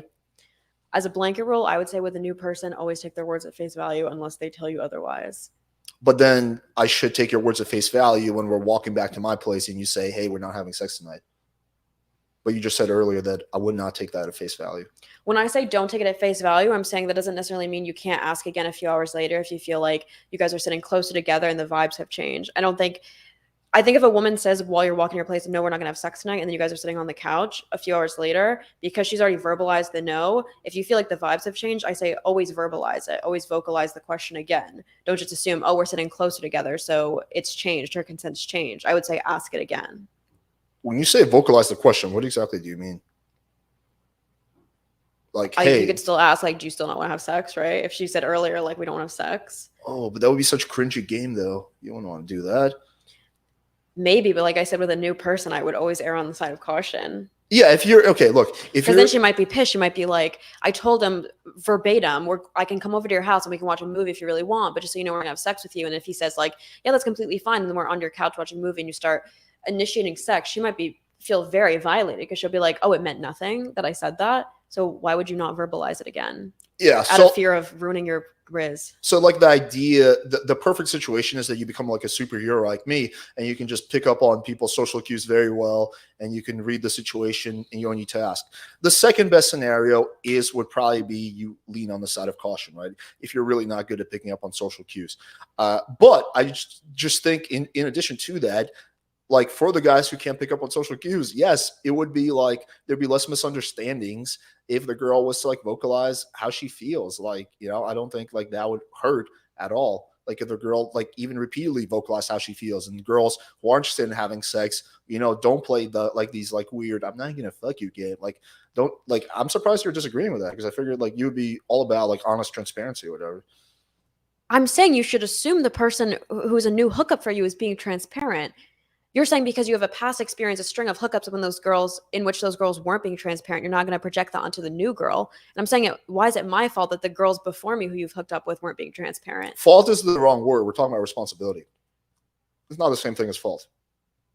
Why is it my fault that you've now initiated sex on me when I'm saying no, because you're assuming I'm being playful in the way the girls before me have? We're not saying it's your fault. We're just saying, I think the argument Destiny is making, or at the very least the argument I'm making, is that if our goal, like as a society, is to like minimize rape, which I think most people would agree with. Like, I think it would be better if there was less rape. I'm sure you think it would be better if there was less rape, right? Sure, we can help guys get better at picking up on social cues. You know, we can lock away dudes who are like, you know, sociopathic rapists, all that. But also part of the thing that will help this goal that society has, if girls become better about vocalizing what they want, and don't say something and mean the opposite. Yeah, it's not necessarily your fault. We're talking about as a macro, not on a micro. I didn't disagree with that though. Okay. So I was saying that like the girls before me probably shouldn't in the moment, if they're on your lap, say something as a test if they don't mean it 100%. Oh, okay. But I'm saying even if they do, that should never map onto our experience as a new hookup. Regardless, even if 99% of girls you've hooked up with play games, why should that affect me? So I'm not saying it's your responsibility in that situation. I'm talking about a macro. I'm talking about women in general. I'm not talking about you specifically in that situation. Yeah, you can't control. But when we're talking about instances of rape, we're talking about micro. Because that's a specific act. We're not just talking about rape culture. We're talking about an instance in which a woman's boundary was being transgressed. So that's micro inherently. Right, but if we're talking about overall advice we're giving, like to people, that's macro, right? So when I make a video giving people advice, that's macro. So if I'm like a female content creator like you, and I say, hey, ladies, you know, you have what, like 2 million followers, you have massive reach, right? And you're like, hey, ladies, you know, playing hard to get and saying one thing and wanting the other is actually inadvertently hurting other women who are getting like quote unquote accidentally raped, right? You know, so it's probably better if you guys don't do that. That would be a good thing. I don't think the woman should do that, like give mixed signals, because I think they're putting themselves in a dangerous position. I wouldn't say that woman playing games inadvertently hurts me, because ultimately I'm not hooking up with that woman. I'm hooking up with whatever guy we're now Eskimo sisters for. So he's the one inadvertently hurting me. Not even inadvertently, he's the one hurting me. But there's macro responsibility. On the other women before me who play games? Especially well for us as content creators. Like if I give advice like something like, yo guys, when a girl says no, just fucking go for it. You know, like fucking yeah. But I'm personally never raped anyone. I still have macro responsibility for the advice I'm giving. So as content creators, we have some level of macro responsibility, at least for the stuff that we say. I 100% believe women shouldn't give mixed signals, because that's putting themselves in a position in which there could be a miscommunication. But do you believe that? I don't think that miscommunication should lead to me being raped. I don't see the connection. No, we're not saying anyone should ever get raped. But do you think that you as a content creator should actually have a responsibility also to say like, hey, women, don't give mixed signals, since that's what you believe? Not in the sense that you're advising, in the sense that I'm saying that leads to rape.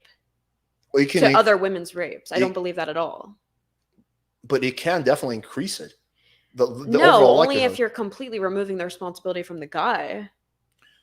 At the end of the day, again, I'm not fucking those women. I'm fucking a guy. I don't care about his past Okay, experiences. let me try to give you a different analogy. Okay, let's say I drive my car to the hood. How familiar are you with Miami? Like, not too familiar? Or? Not at all. Okay, there's this really fucking ghetto area named Overtown. Don't go there. Fucking horrible. Let's say I go to Overtown, park my nice car there, leave my laptop front seat, roll my window down, right? And someone steals my laptop and breaks my windows. Yes, the person who stole my shit is a massive piece of shit, right? But you would agree I have some responsibility in that situation. Yes, I would advise people close your windows, lock your car doors. Right, because I could have avoided that by not parking my car there. This still doesn't take away the massive fault that dude had for stealing, right? You can have both of those things, but I still have that responsibility because I was very careless. Our point of contention wasn't saying women. I will 100% say women shouldn't give mixed signals because they're putting themselves in a dangerous position. Our point of contention is whether they're putting other women in a dangerous position, and I don't think that's the case. You are hurting yourself by putting your windows down.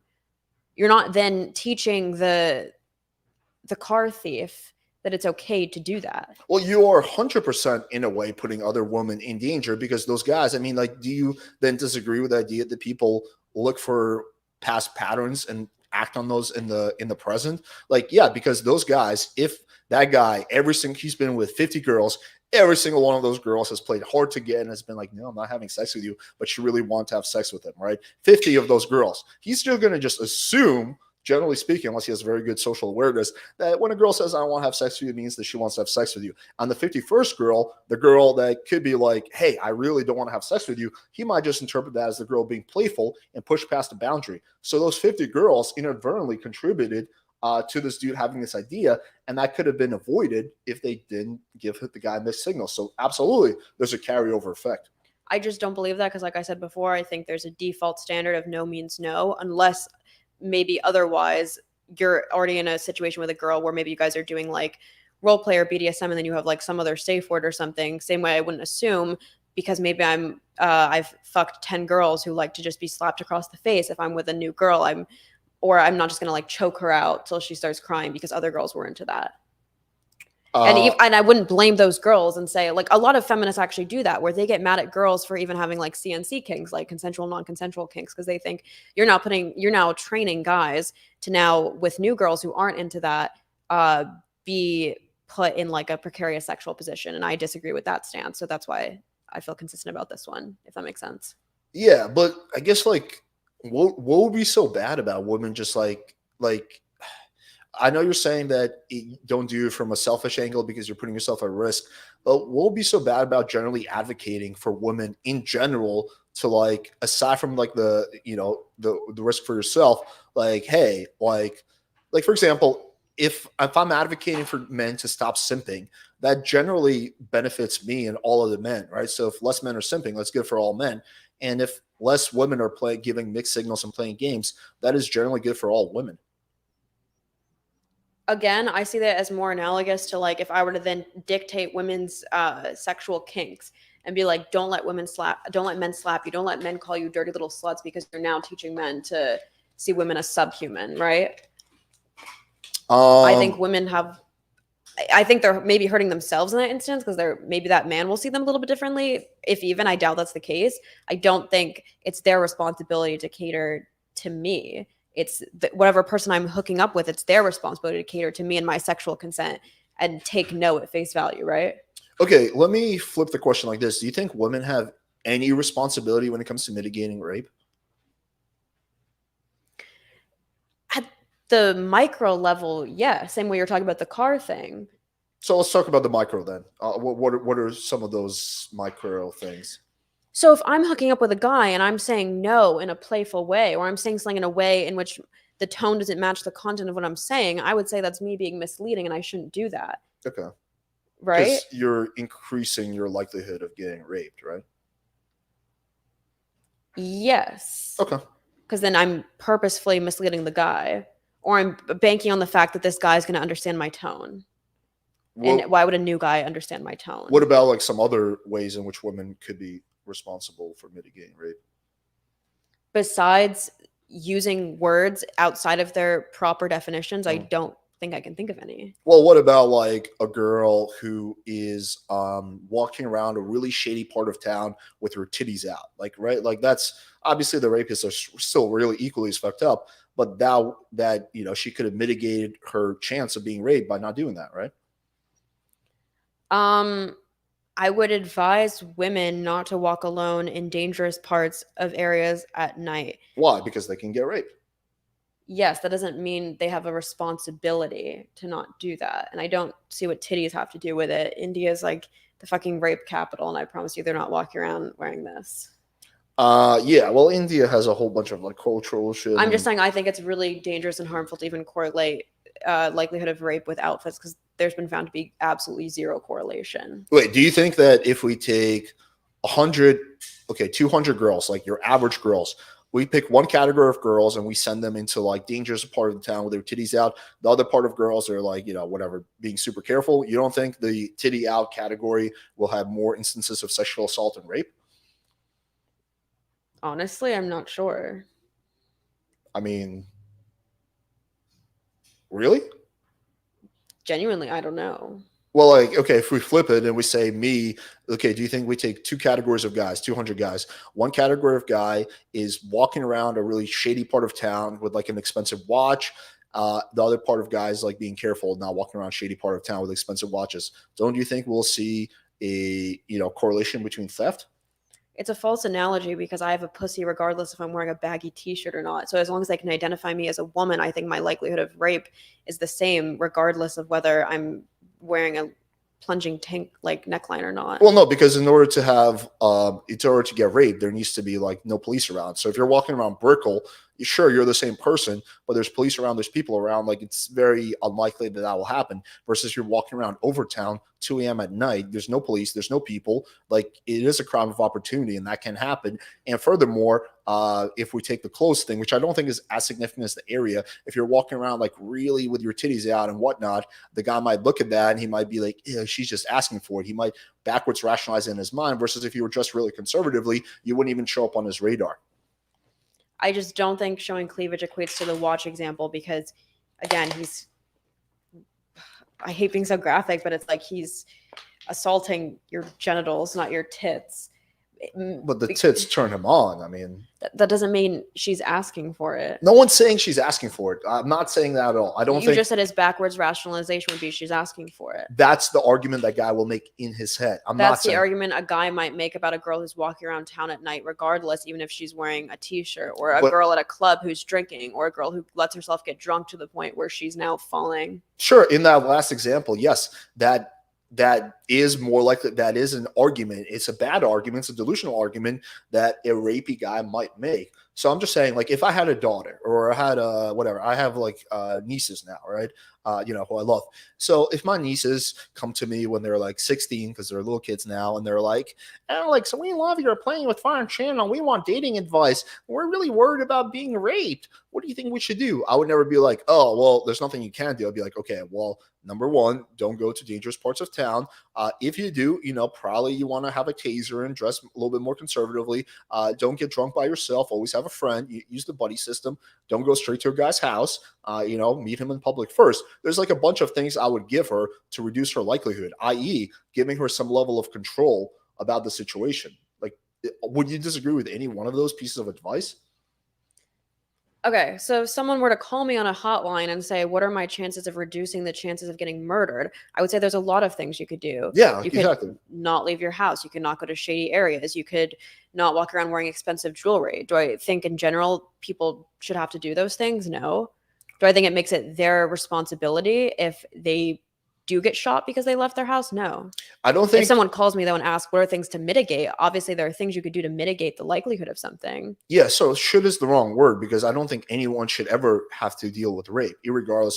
I think you should be able to walk around with your titties out, fucking shaking your ass, and you should not have to deal with rape, right? I think it's a horrible crime that should not happen to anybody, right? But we're living in the real world. We're not living in the should. We're talking about likelihood, statistics, and probabilities, and what will happen, right? And in terms of if you know that, yes, walking around a shitty part of town at 2 a.m. or getting drunk by yourself at the club and not having a friend will increase your likelihood of, getting raped potentially, which I think we agree on that part. So you do have, some of the responsibility is, maybe responsibility is not the right word, but some of the impetus or whatever, some of the control is within you. It's not 100% outside your control. You have some level of control because there are things you can do to mitigate your risk. Do you remember how when we were talking about the word insecurity, you were saying that word is used as a shaming tactic? That's how I feel like the word responsibility is being used right now. Could not drinking or going to someone's house mitigate the chance of not being raped? Sure. Does that place responsibility on her? It depends how you're weaponizing the word. The fact of the matter is a slim amount of rapes happen in the ways you're describing. Most rapes are committed by people you know. Yeah, I know that. It's not because it's someone you know and they're seeing you wearing a low plunging neckline. That's why it feels like you're using the word responsibility as a shaming tactic, because then you would acknowledge the fact that most rapes aren't happening in the instances you're talking about. So it's why are we fixating on these specific features or behaviors that women are exhibiting that rarely lead to rape, other than to just shame them for maybe being low value or just being whores? Yeah. Okay. So a few things you said. So first of all, I'm definitely not using it as a shaming tactic. I think responsibility is actually a good thing. If anything, I would be using it as like the opposite of shaming tactics. So I there's no shame absolutely implied on my part. I will acknowledge that some rape pillars use it like that, but that's certainly. Well, why not focus on the actual things that lead to rape? I'm saying like it's not a high percentage of rapes that are taking place in alleyways. Because most rapes aren't happening in those. Because there's only certain things we can control. Because the ones when you're hanging out with your friends and your friend like rapes you, like aside from not having male friends, like there's nothing you can really control in that situation. So we're just talking about the general idea of what you can and cannot control. Okay, a lot of rapes happen within relationships. If someone calls you on the phone and says, "How can I mitigate rape?" Are you going to tell them, "Don't have a boyfriend"? Because that's actually, you're more likely to be raped by your boyfriend than you are by a stranger in an alleyway. No, because one of them is gonna be very detrimental to their life, and the other one is not. It's not gonna be detrimental to your life to not walk around shady areas, but it will be detrimental to your life if you're a woman who wants to have a relationship to not have a boyfriend. Right. So then this places this recenters the conversation, because then you're basically saying there's no value in maybe like dressing a certain way or going clubbing or drinking and hanging out with guys other than to maybe attract that attention and ask for it, versus with the relationship there's a higher reward for the risk, right? Yeah, generally, sure. So you wouldn't advise a woman who calls you to say, "How can I mitigate rape?" to say, "Don't get into a relationship." Why? If you're genuinely trying to mitigate rape and more rapes are happening in those scenarios, why not advise it? You're saying it's okay to maybe get raped because you have a higher likelihood of finding love and maybe something else works out? It's never okay, but this would be kind of like if someone's like, "Hey, I'm really worried about being hit by a drunk driver," and they're like, "I'm really scared to leave my house at like 4 p.m." I'd be like, leave your house at 4 p.m. Drive your car. But if they're like, "Hey, I'm really worried. Should I drive at 2 a.m. on New Year's?" Probably not, right? Probably should not, because one of those things is going to be very detrimental to your life. You can just Uber for one day on New Year's, but if you never drive your car, that will be detrimental. So that's the same thing we're talking about here. Not going into a shady part of town is not going to have any kind of like fucking visible negative impact on your life, but not being able to form an emotional connection and being in a relationship, that will, for most people, have a negative impact on their life. That's the difference. I don't see it as analogous unless you flip the instances with the car example, because again, we're talking about likelihood and we're talking about mitigating rape. We're talking about likelihood, right? And I'm saying you're more likely to be raped. I'm actually not talking You're more about likely to be raped by a domestic partner than you are by a stranger in an alleyway. Yeah, I'm not actually talking about likelihood. I'm talking about what can be controlled and what should be controlled. Sure, you can stay in your house, never talk to men. But isn't the utilitarian goal in the question of how do I mitigate rape is to tell people how to lower their chances of rape? I'm not a utilitarian, though. No, but in the question itself, it implies a utilitarian answer. Like what will actually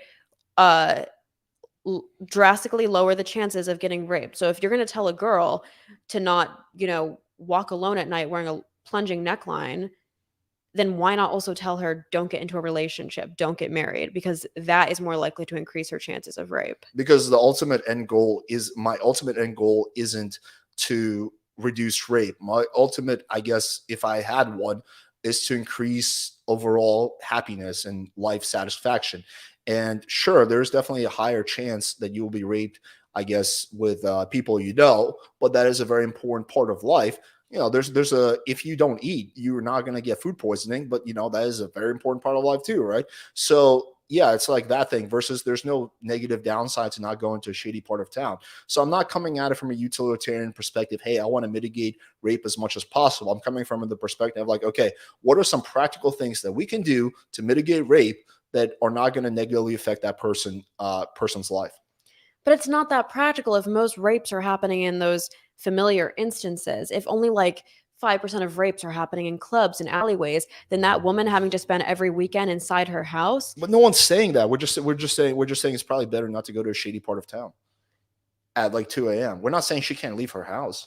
When did I say that? I said I'm saying if you're saying a woman going clubbing every weekend and maybe let me actually fact check this and see what percent of rapes happen where. What percent of rapes come from friends or come from people you know, right? So let's take a look at this. People you know. People you know. Okay.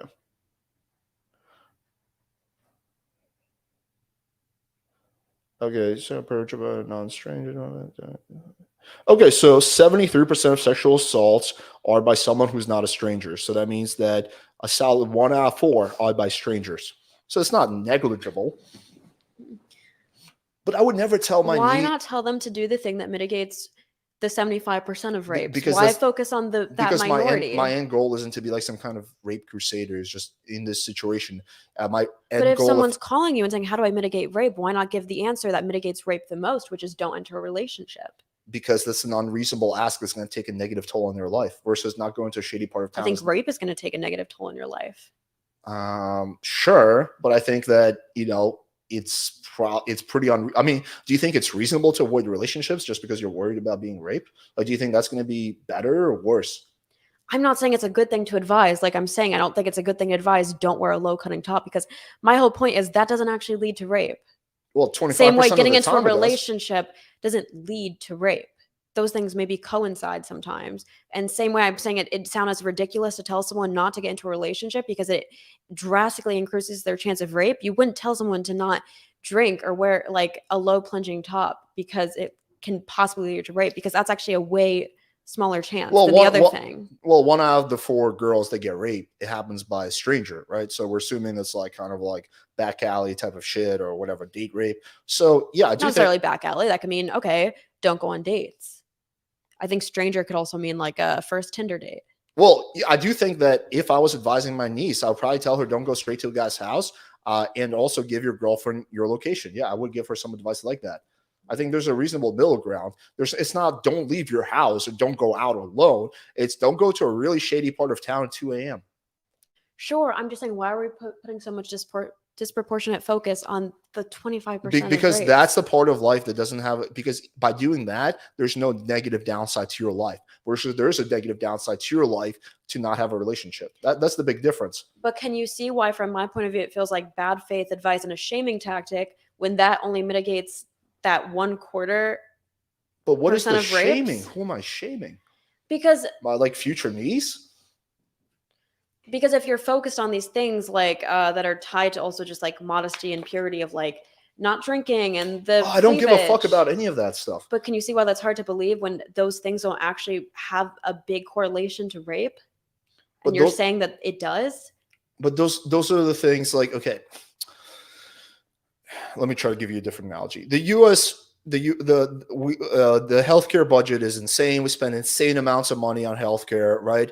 But what can we control? Well, what we can't control is the 10% administrative fees, right? So yes, if I was a politician and I was talking about healthcare and I was talking about how to lower healthcare costs, I would talk about that 10% because the other stuff can't really be controlled, because the only way we control the other stuff is we give people less healthcare. We say, sorry, old people, or sorry, pre-existing conditions, right? So there's only so much things when it comes to like issues that are within your control, or at least within your control to a reasonable extent. So the 25% that comes with like whatever, getting raped by a stranger, that is to some extent within your control by not going to shady parts of town. So that's why we would focus on that. We wouldn't focus on the other stuff that, I mean, technically is within your control, but it's very unreasonable to ask a person not to have a relationship just so they can avoid getting raped. Maybe not, but there's still things within the relationship that in theory you could advise which would mitigate rape, but we would never ask that of people because it sounds insane. Like you could say, if you move in with your husband, sleep in a different room, lock the door.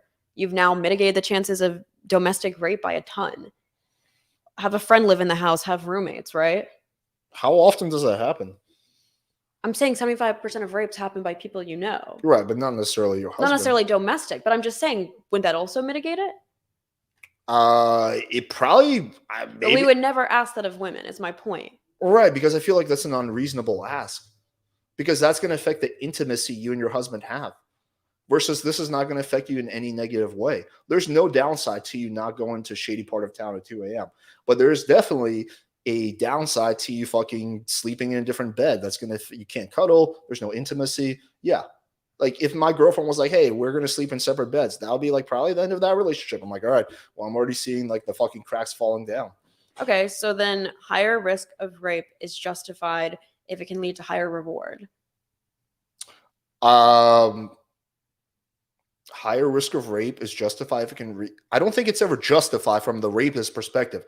I'm talking about from a what you can do perspective as a girl. Yes, I do think that at least if I was a girl, the way I would leave my life is I would take some reasonable precautions and don't have a negative impact on my life, like not going to a shady part of town, not getting drunk by myself, using the buddy system. But I would not avoid relationships. I would not sleep in different rooms because, yes, those do take a much higher negative toll on your, on your mental well-being. Sure, I'm just saying it's such a marginal amount of times that women are getting raped in the circumstances you're describing. That's why it feels like bad faith advice and just shaming. Well, I'm not trying to necessarily even give advice. I'm just trying to explore the limits of your ideas. And I guess I just like don't know why you wouldn't just like be like, yeah. Like obviously, sure, most rapes happen from people but yeah, it's probably better for women not to go to shady parts of town because that can increase, the chance of them getting raped. Like, because that advice doesn't have any material positive outcomes because, like I said, that's such a marginal percent of rapes. Well, 25% is still a pretty good amount. 25% doesn't actually like totally overlap with alleyway rape still. Let's just say it's 1%. That's still 1% of girls that are not going to get raped. That's still good. One girl not getting raped is a good thing. So I should tell every single woman in the world to not dress provocatively because one girl can be saved? No one is saying that. That's not the argument I'm making at all. What's the argument? I'm saying that in general, it is probably pretty good for women not to go to shady parts of town at 2 a.m. Probably, yeah. Yeah, I agree. Not just for rape, you can get robbed, so you when can we're get kidnapped, yeah, you so can when get we're talking murdered. about like rape, but when we talk about rape specifically with those things, that's why it feels more like a shaming tactic because then that's where you get the idea of asking for it. It really is not meant to be a shaming tactic. It's just talking about what are things that women can do that are reasonable to mitigate their chances. And it's not just not going to shady parts of town, not going straight to a guy's house that you met on Tinder, right? That's probably pretty good advice for women from a safety perspective. If you're going out drinking, using the buddy system, right? Like having a friend that checks in on you, not getting too wasted. Yeah, I would 100% advise to women, if you're going on a first date, share your location with your friend. Right, but so that is so if someone called me and said, what are some things to mitigate the chances that maybe my Tinder date will rape me? I will say, like, don't go to his house on the first date, meet in a public place, share your location with your friend. I wouldn't say dressing slutty has no correlation to rape. You keep fixating on the dressing slutty thing. Like that's like such a tiny part of the argument. But yes, I do think that. So what's the bigger part of the argument? Like if you could give one piece of advice, if a woman called and said, how do I mitigate rape? What would be the cardinal piece of advice? Well, I would say that I think that the biggest one, probably, if I had to pick one of those, would be to, probably use the buddy system and avoid getting drunk with random men. Yeah. Okay. Yeah, I would agree if a woman said, how can I increase my chances of safety while going out clubbing? I wouldn't say don't go clubbing. Right. But no one's saying don't go clubbing. I have no problem with people going clubbing. But that's I would advise that's always different go with a friend, have a DD, make sure your friend doesn't let you walk off alone with some guy if you've drank too much. I would 100% advise that. Okay, what about walking in a really shady part of town at 2 a.m.? Would you say this is not a good idea? I don't think any woman or probably man should walk alone at a shady part of town. at Okay, night so that's not a good idea because it can increase chances of negative consequences. of like rape, robbery, murder, Yeah, all bad things. assault. Yeah. Yeah. Okay. What about going straight to a guy's house that you don't know? Not a good idea, right? Going straight to the house of a guy you don't know. Like if you match with a guy on Tinder and he's like, why don't you come over? Yeah. If a woman were calling and say, how do I mitigate the chances of being raped on a first date? This guy invited me to go to his house. Then yes, I would advise, you know what I mean? Don't go over to his house. By the way, I have a massive bias in that because I invite girls straight to my place all the time, right? But if I was advising a woman or like a niece of mine, I'll probably be like, yeah, just meet in public first, like feel out the vibe. Advising something, sorry, I keep interrupting you. Advising something is not the same as responsibility. I think that's where maybe the verbiage is getting muddied. Well, I think you think when I say responsibility, I think you mean shaming, but what I really mean is control, some level of control. That's not what responsibility means. Okay. I mean, I could like literally just autistically quickly see what it is. And then we can move on to all your points. Okay. I know I've been hogging the mic for a while. Responsibility definition. The state or fact of having duty to deal with something or having control over someone. Yeah, I mean, they're using the Duty, control. yeah. The Or, state like, or an fact of being obligation. accountable or okay, this is a kind of weird one. But yeah, like the state, the first thing that comes up, the state or fact of having duty to deal with something or of having control over someone or something. Yeah, like your responsibility involves control. And women do, they don't have full control, but they have some control about, like they're Yeah. So, okay, that's why I see like advice is completely different than responsibility. If someone called me and said, how do I mitigate the chance that someone will hack into my computer? I could say you could set up so many firewalls. You could set up, you know what I mean? You can keep going. You could set up like 10-factor authentication if you want, right? But if you were to say, is it their responsibility if they get hacked to have 10-step verification on? I'd say no. So I think you're Advice is very confusing different. responsibility with fault. I'm not saying fault. No, with duty or obligation. Well, that was the one part of the definition. There's the or part of the definition, right? What was the or part? Let me just pull it up again. The or part was or of having control over someone or something. Right. I'm saying if someone solicits advice on how to mitigate something, and my answer doesn't mean that answer is me assigning responsibility for them to mitigate that thing. Does that make sense? I think we're just defining the word responsibility like very differently. Like I'm just simply when I say responsibility, I mean like you have some level of control over that situation. So for example, like see that I completely disagree with that. I feel like we're just gonna keep looping, but my point was like the advice you gave, you don't have that much control because again, that's it's not that much, 25%. Yeah, it's a little bit. That's not if 75% of it's out of your control, you don't have control by not, you know what I mean?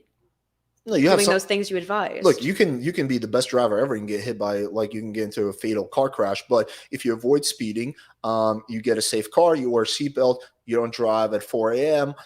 You are reducing your risk. You can still get hit by a drunk driver and just die, right? But you have some level of control about whether you're likely to die in a fatal car crash. Yes, because the chances of you getting into a car crash if you're doing all those things is a much lower percent than 75%. But I don't understand why it matters. If it's 25%, 10%, 50%, it's still control it may be to a small extent. You can say it's a small amount of control, but still control. Okay. I don't know a ton about cars. I don't know how to drive, right?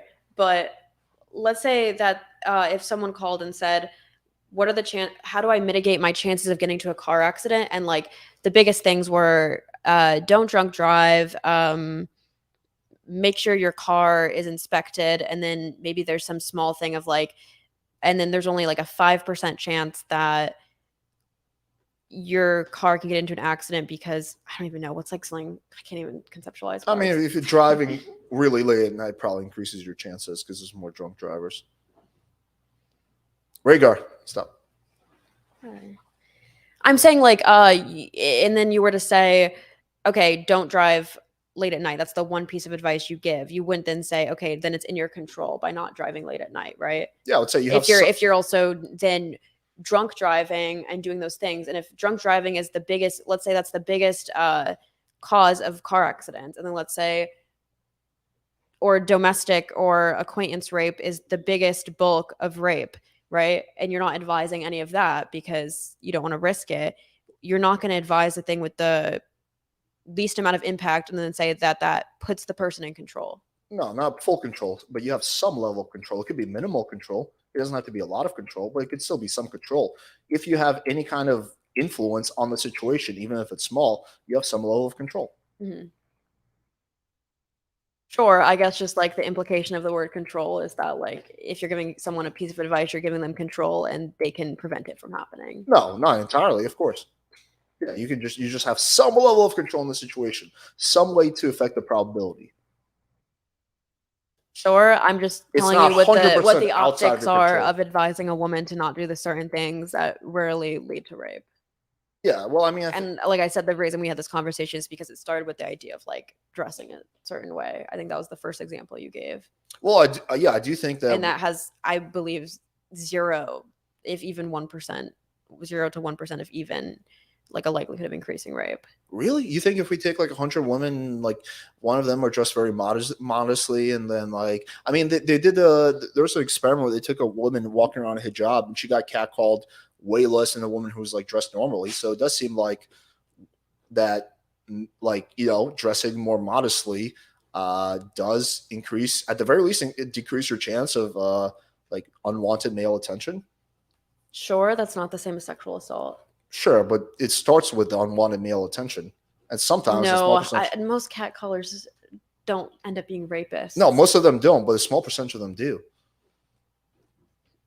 Maybe, and then that's even a small percentage of full rapes, the full scope Sure. of rapes. You But- see what I'm saying? That's like But such you a really, small number. but I agree with this small number, but you don't think there's any, like you're saying like 0 to 1%, but you don't think there's really like going to be, we take 100 girls, we walk them around like fucking Compton. One of them are dressed very conservatively and some of them are dressed very sluttily. You don't think there's going to be a difference between those two control groups about who gets raped more? Like, really? You don't I think? would say my first piece of advice would be to call someone, be like, have them know where you are, share your location, call an Uber. Like, I wouldn't fixate on the clothing part. I'm not fixating on it. Like, I brought it up like literally once throughout the whole discussion. But I guess just like my last question is like, once again, I want to go back to that. So do you not think there will be a difference between those two control groups? Both are walking around Compton. One of them is dressed like really conservatively. One of them is dressed like really scandally. Do you think there would be a difference there? Between two women? No, 100 in each category, because we have to do higher volume. So 100 are dressed super conservatively. 100 are dressed super like sluttily, tits out, ass out. Will there be a difference between the level of rape between those two groups? For catcalling, 100%. For rape, I don't really think so. Maybe in the sense that maybe the guy will think, oh, the girl who's dressed in club clothing is probably more likely to be drunk. She might be easier to overpower. Maybe that's the only way I can maybe think of that. But like I'm saying, when I think about rape, I think about like the Middle East. I think about India. Like that's why to me it sounds so outrageous to think that clothing has any correlation to it. Yeah, I mean, I definitely think it does. I guess I have no way of proving it. I need to see some kind of study. I don't know even how you would do a study on that. So I think convince you, but I definitely think that it will play some role. It might not be a humongous role, but yeah, I do think it will play some role, because some guys will see the girl who's in the hood, who's dressed like a massive slut, and they'll be like, ooh, look at her. She's probably just asking for it, and she catches their attention, versus if she was dressed really conservatively, she could have just walked past the guy and the guy wouldn't have noticed her. So I do think there would be a difference, but I guess there's no way I can really prove that. So yeah, anyway, let's move on to your round. I feel like I've kind of hogged the mic for a while. Grill me. Grill you on red pill stuff. Or anything. Well, I'm not a full-on red pillar, so. Okay, I guess we'll scale your red pillness. Before you start, let me just use the restroom, actually. Yeah. Just ask Farha some questions for that while he's bathroom.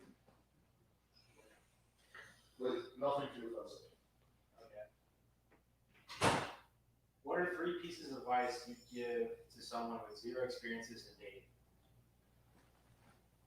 Man or woman? So then a man. Say that again. 3 pieces of advice I'd give to Someone with 0 experiences in dating.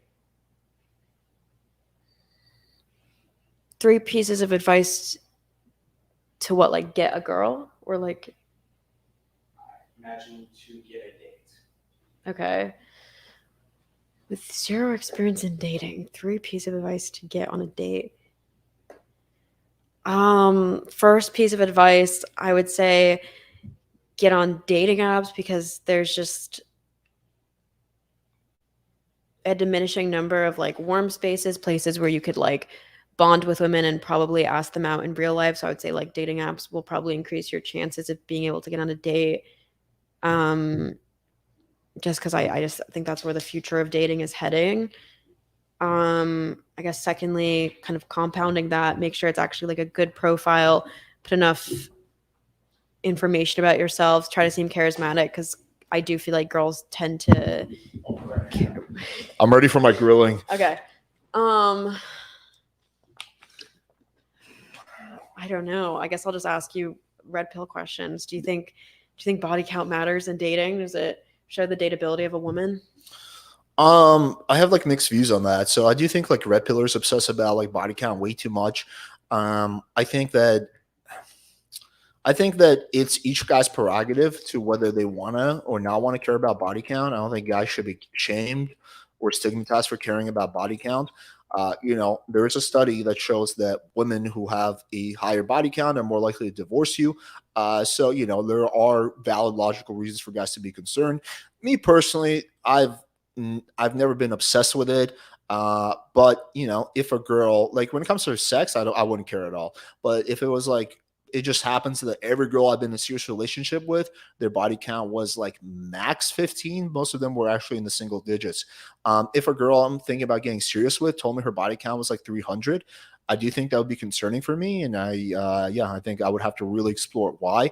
For me, it's not so much about the actual body count, but more about the why of it. Like typically women's sexual strategy, even women have like super high sex drive, isn't to just fuck like hundreds of guys. It's typically to find like 3 or 4, 2 or 3 fuck buddies and have sex with them. And then if it doesn't work out with them, then maybe get a new fuck buddy, right? Because there's like a safety factor every time you meet up with a new guy, and like you don't know if he's gonna be good in bed. Most guys suck in bed.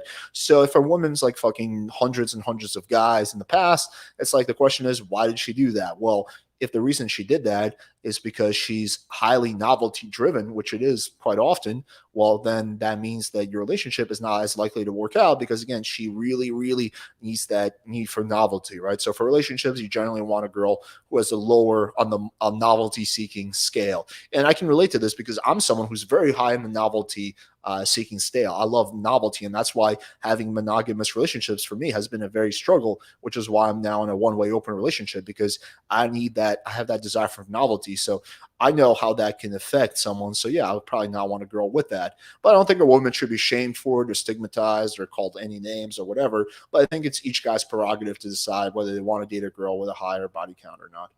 Yeah, that makes sense. So then you'd probably equally advise a woman if she's seeking a good boyfriend to maybe look for someone with a lower body count as well, because that correlates to lesser desire for novelty as well.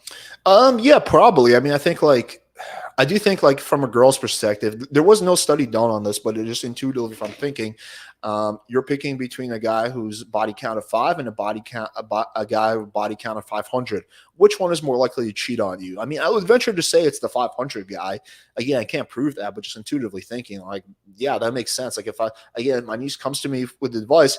2 guys, both are equally great, both look exactly the same. They're fucking twins. One of them has a body count of 5, one of them has a body count of 500. Which one should I go for? I mean, I think you're probably safer with the 5 guy. Yeah.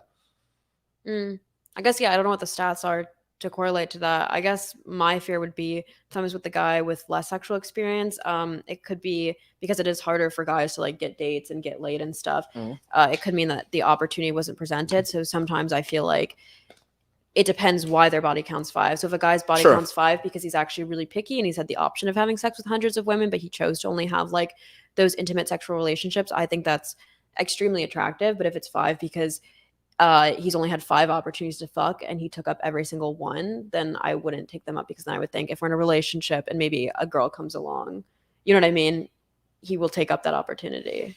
Yeah, I agree with that. But I think also Like cheating sometimes is like sometimes it's deliberate, but sometimes it's pure opportunism. Just like right place, right time, horny, blah, blah, blah. So if a guy's been with 500 girls, chances are he's very attractive to women. He's a player. He has, massive amounts of like abundance at his disposal. So there's way more likely to be opportunity versus with the guy who's at 5, he has less opportunity. So, probably it's going to be less opportunities, which means less likely to be cheated on.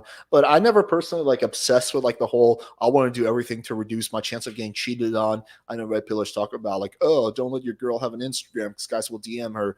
Like I've never really been down that road. I'm like, yeah, listen, like, if I'm dating a girl, it's because I trust her. If she breaks that trust in the end of our relationship, but I'm not like paranoid about being cheated on.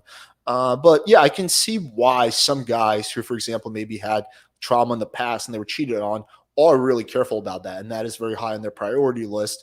I mean, for me, like obviously, my girl being faithful to me is very, very important.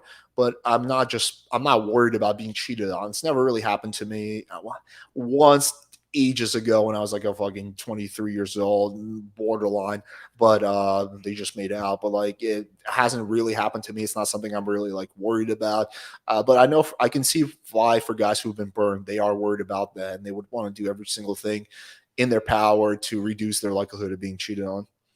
That makes sense. I guess I never felt like body count is a good indication of whether a girl's going to cheat on you, because if you're cheating on someone, that's a indication that you're a dishonest person. So if you're already dishonest, I don't know if you're going to, first of all, be open about your body count. I think there's other ways of telling if a girl's going to cheat on you. Like usually if someone has a pattern of cheating, they're going to do it again, right? So that's why I never felt like the idea of, oh, guys don't want girls with a high body count because they're more likely to cheat, felt like it was a good faith take, because I'm like, aren't there other better indications to tell if a girl's going to cheat on you? Like for instance, if she's like hiding her phone from you again, or she's had a pattern of cheating, and again, if she's already dishonest, she's probably not going to be transparent about the body count either. And the thing you were saying earlier about higher body count for a girl could mean like she's seeking novelty. I feel like it could be hard to deduce that, because same way I was just saying a guy could have fucked 5 girls, but that doesn't necessarily mean he's sexually conservative because maybe only 5 girls wanted to fuck him. With girls, it's like, even if you have a body count in the triple digits, that doesn't necessarily mean that you seek novelty, because girls have so much sexual leverage, right? Like you could probably get 100 guys who want to fuck you a day off of Tinder. So even if you fuck like a few guys a month, that could still mean you're carving like 98% of guys. So that's why I don't necessarily think it means you're punting for novelty. Well, why else would you fuck hundreds of guys? Because the percentages are different, right, for guys and girls, because it's based off Sure, opportunity and you might pickiness. reject 10 guys for every guy that you fuck, but you're still are driven by novelty to fuck. Like you're going for the cream of the crop, which kind of makes sense as a girl, but like yeah, like you're still like, what else is going to cause you to fuck 100? I mean, you could be in porn, that's one reason, but aside from that, if you're not like doing it for career reasons, yeah, it's because you're very much driven by novelty, even though you're turning down a whole bunch of dudes. Maybe, or it could mean they're trying to fill a void maybe with sex, but then maybe once they meet the right guy, their boyfriend, they start dating them, right? That could supplant that void. Well, I mean, like with me, I'm highly driven by novelty. I know myself enough to say that, but I turn down like girls that I don't find attractive all the time. Like I'm not like gonna have sex with anybody. There's like actually went on a date. What was it like? Oh, last night. Didn't find her physically attractive. Give her a hug and whatever, right? So you can be selective and be driven by novelty. They're not mutually exclusive. Okay. So is there like a certain number for a woman's body count where you'd feel like she's driven by novelty, or just like anything that kind of sounds astronomically large? Are we talking about, for me, I would say it depends also on several factors. It depends on her age, right? So 20 at the age of 19 is very different than 20 at the age of 35, right? So it depends on her age, depends on like her relationships, like has she been in long relationships or she's just been single her whole life. So I think it depends a lot on those things. But yeah, I would say like when you get into like triple digits, I think it's very safe to say she's driven by novelty unless she's doing it for porn or OnlyFans or whatever. I could see that. I guess something I would think about is, I've heard my guy friends say this, that the way they would probably deduce that a woman's driven by novelty is more so if they have a series of very short romantic exclusive relationship. So if a girl's like constantly getting into a new relationship, like an actual monogamous relationship, posting them on her Instagram and then saying like I love you on their story, and then maybe like a few weeks later they break up and she's getting with a new guy. Yeah, that's another thing you can look at. But if she's Yeah. doing that, then by default her body count is going to be higher. Probably, but I don't think at the same rate of like 300, right? But like are you familiar with the? I think it's called the IFS study, the Institute of Family Studies. Okay, so they did a very interesting study, and this is the one the Red Pillars reference all the time. So I think you should look it up so you're like better prepared for like when they throw that point at you. But the basic premise is that like they looked at divorce rates for people's based on their body count for women specifically, and they found that when a woman is a virgin, her chance of divorce is like 8%. Then when we get to 1, it's like 12%. And so on, it goes up to like 40 to 50%. And basically, pretty much, there's some exceptions, but generally goes like this. The higher the body count, difference between like 0 or 1 and like 10 plus, they only track to 10 plus, is like massive. We're talking like massive difference between divorce risk. So there's definitely is something to it. Now the question, is there something inherently about having a higher body count that makes you more likely to cheat? Well, my speculation would be no. I would say it's probably more of a correlation thing, because the girls who have a low body count, they're probably more religious, more likely to be religious. And if you're religious, you're less likely to divorce. Also, they're less likely to be driven by novelty, right? But at the end of the day, you know what you know, and you don't know what you don't know. Now, of course, a girl can always lie to you about her body count, right? But if you think she's telling the truth and her body count is like astronaut, I mean, I don't think a girl is going to lie in the negative direction. So meaning like a girl might like lower her body count, but I don't think she's going to raise her body count. I don't think a girl can have body count of 10 and say she's at like 200. I think that's very rare. So, if a girl tells you she's 200, yeah, I do think it makes sense to be very, very careful about getting into a serious relationship with that girl. At least I personally would. Yeah, I would agree with what you kind of hinted at, that the correlation doesn't equate causation. For instance, like my parents were virgins when they met each other. They're never going to get a divorce. That doesn't mean that the relationship's good. It's just because there was like a confounding factor, which is the fact they had an arranged marriage and that they're also religious, which is why they stayed virgins till marriage and why they wouldn't get divorced, even though that does not correlate to the relationship success or happiness, right? Oh, yeah, you can. I'm not actually, by the way, saying that people should stay married at all reasons. My parents got separated. They're both like so much happier now. So I think that if you're in an unhappy relationship, you should get divorced and you should get separated. I'm just purely arguing from like a like if you're worried about being divorced or left on, blah blah blah type of thing. So yeah, that makes sense then. I guess people shouldn't prioritize. I guess it depends, what your marriage values are. If you prioritize maybe trying to make it work instead of getting something new, and staying in a marriage, even if it means like maybe several years of hardship and lots of struggle in hopes that eventually it'll like bounce back up, and that's what you value, just like continuing to work at one marriage till you die. I think that in itself could be beautiful, and I think that would make sense. But a lot of people don't necessarily want to live like that, and they would value divorce for their sake of their own happiness and like maybe find something better. Yeah, I think a lot of dudes will just grind it out forever because they just don't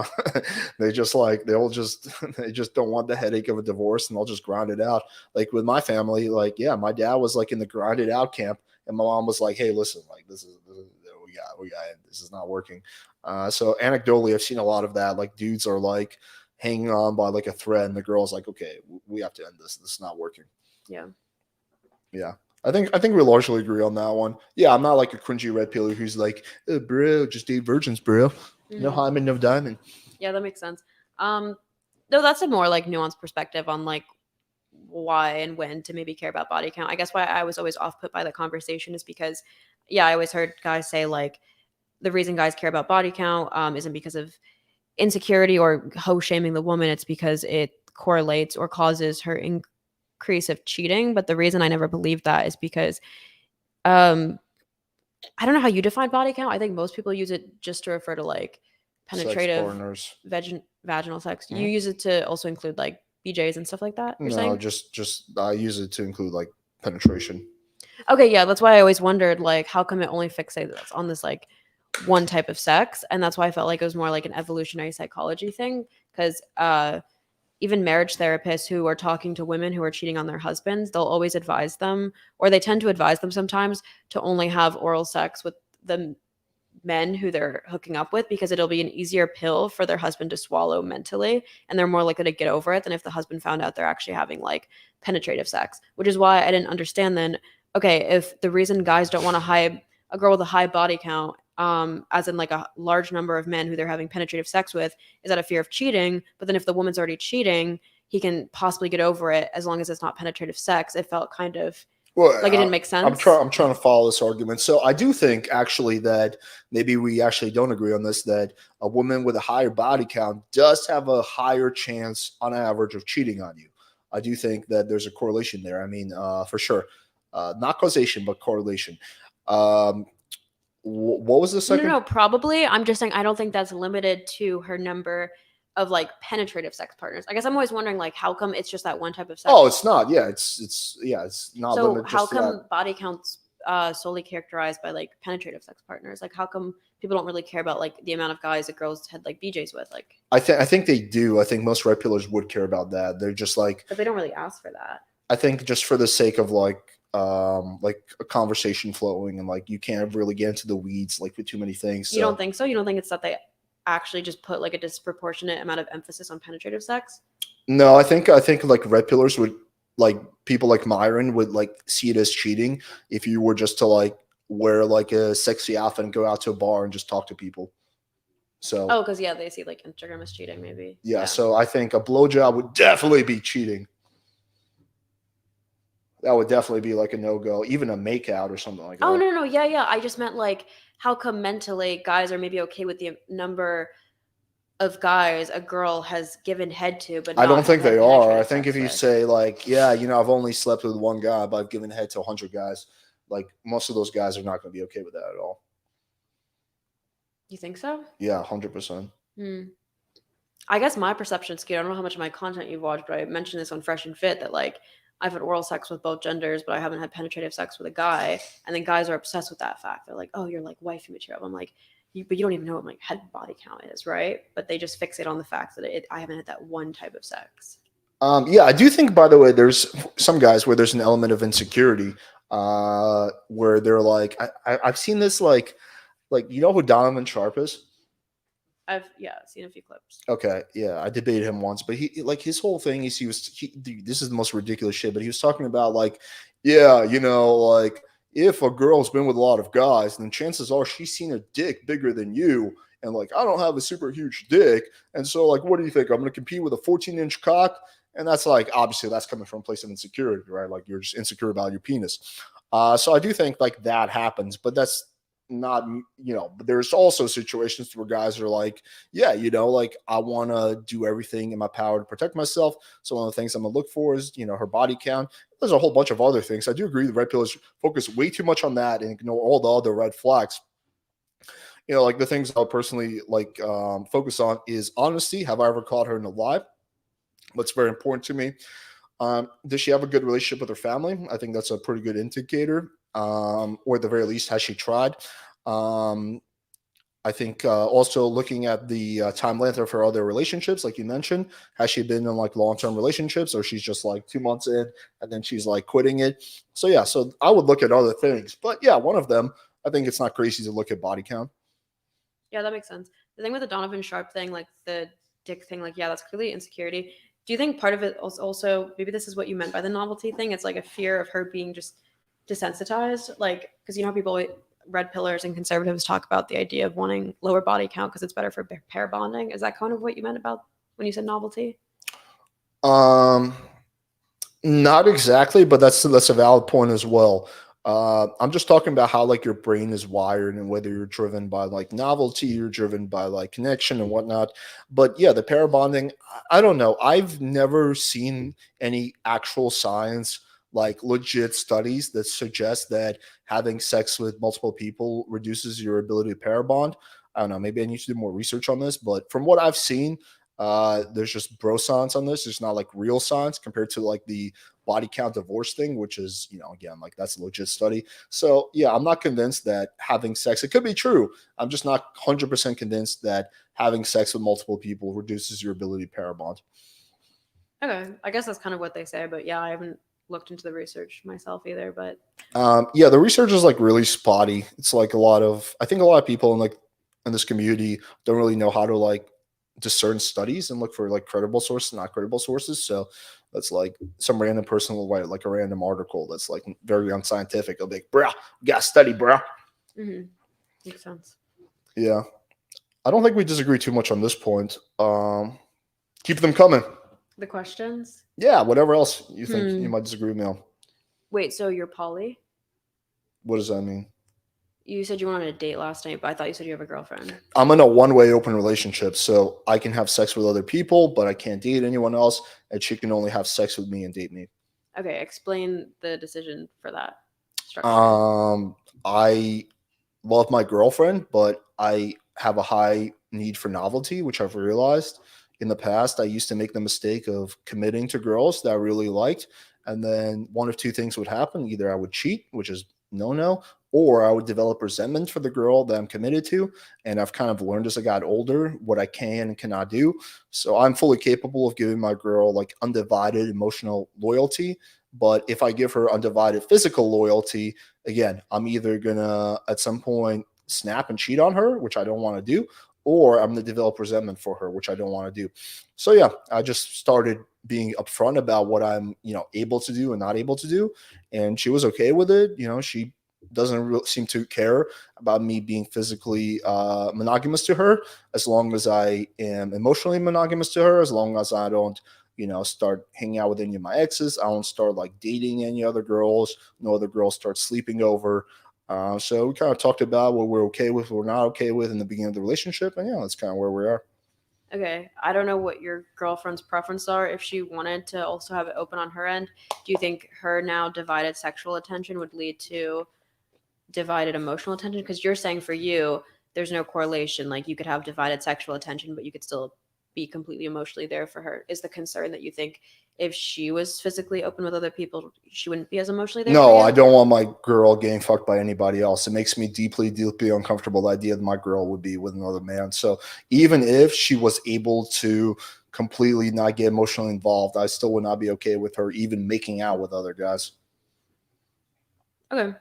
I'm like way more territorial than she is, basically. That's the gist of it. Yeah. But you're not a red pillar in the sense where you advise that structure for the average relationship. Like you just feel like this works for us because my girlfriend just happens to not get jealous of me fucking other women. Yeah, I don't think it is gonna. I think first of all, most girls are not gonna go for it. So we're talking about like a smaller percentage of girls. I think most guys are not in a position to do that. They don't have the emotional maturity. They don't have the game. They don't have the whatever. So yeah, I don't think everyone should do that. But I think if you're interested in that, it's potentially something you could explore with your partner. But yeah, I don't feel like what I disagree with the red pillars on is like this idea that like just by being a man, you're entitled to that. Like I'm entitled to fuck other girls. My girlfriend is not. No, this is just a matter of like negotiation and communication. You're expressing what you want. She's expressing what she wants. And, if you guys are meant to be together, then there's going to be massive overlap between those. But there could be another really great girl who wants something different, right? And then like you guys are just not really meant to be because your wants are different. I've been in that situation. I met great girls and we just wanted something very different. She wanted to be in a serious monogamous relationship, or she wanted to have kids or whatever, and that's not what I wanted. So yeah, I always found that whole like you're entitled to like that, or kind of like implication kind of cringe. Also, what's the other thing that I disagree with red pillars on when it comes to this? There's the one-way open relationship. This idea that it's like not cheating when a man does it, but it's cheating when a woman does it. I always found that like really cringe. Like cheating at the end of the day is like breaking the terms of your relationship. So it doesn't matter if it's a man or woman, it doesn't matter what your reasons are. If you are breaking the terms of a relationship, it is cheating. So yeah, I never liked that argument either. Makes sense. Okay, so you're saying like your sexual polyamory doesn't affect like your emotional bond with your girlfriend. Do you feel like it sexually desensitizes you to your partner potentially? I don't think so.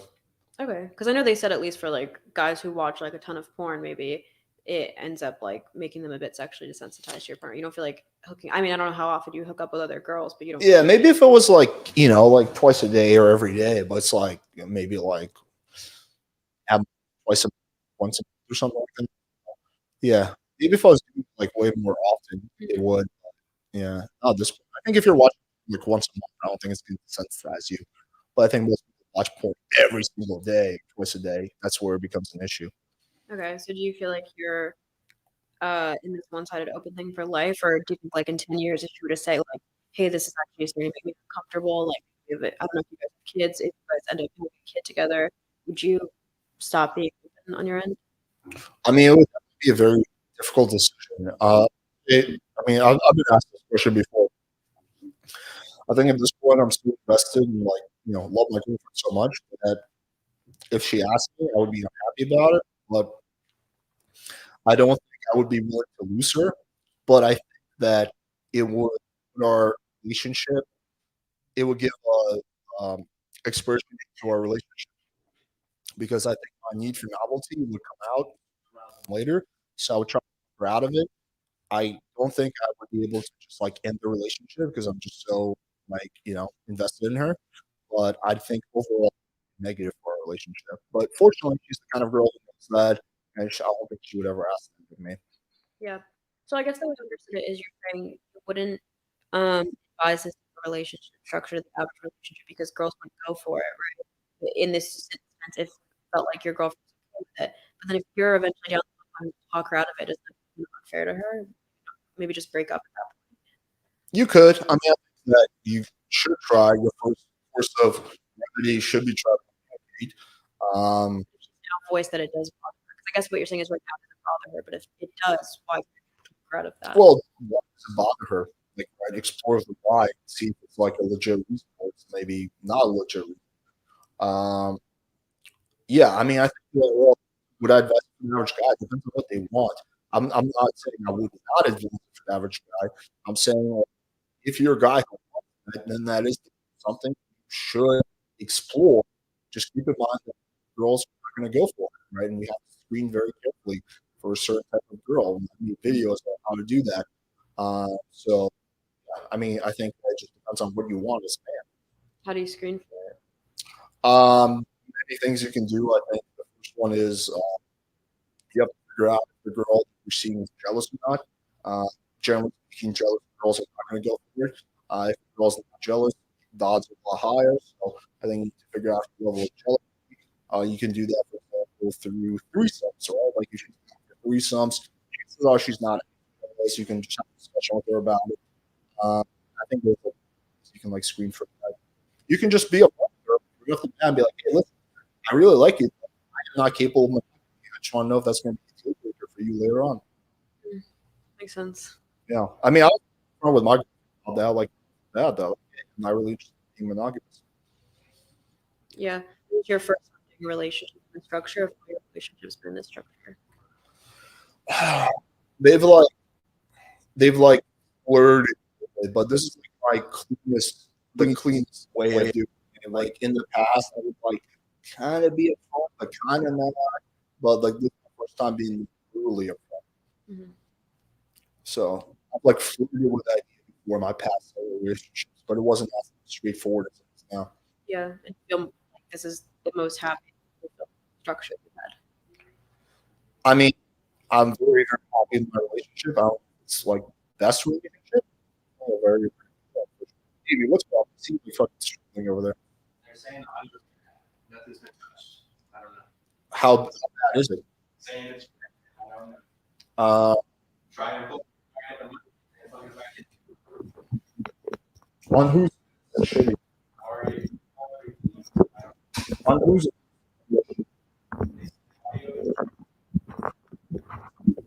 is it multiple?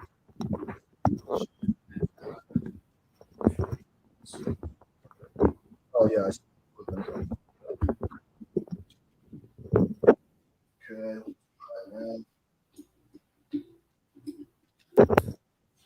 Okay. Is that better? Let me know, chat. How many live do we have? Well, we were at 3, now we're at 2. Oh, this video. Okay. Is it better now?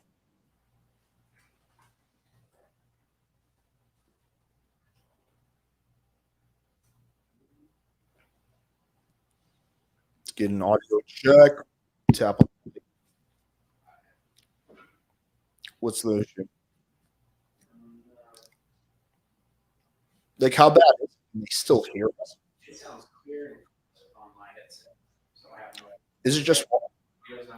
Is it just one person or is it multiple? Are they saying they can't hear me at all? He said it sounds like we're static. Static, but they can still hear us?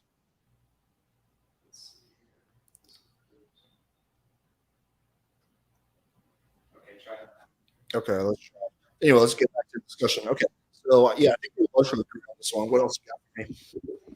It's pretty much it. Those are my two red pill questions. Oh, damn. I mean, do you have any takes that would surprise me? I guess I don't know much about your.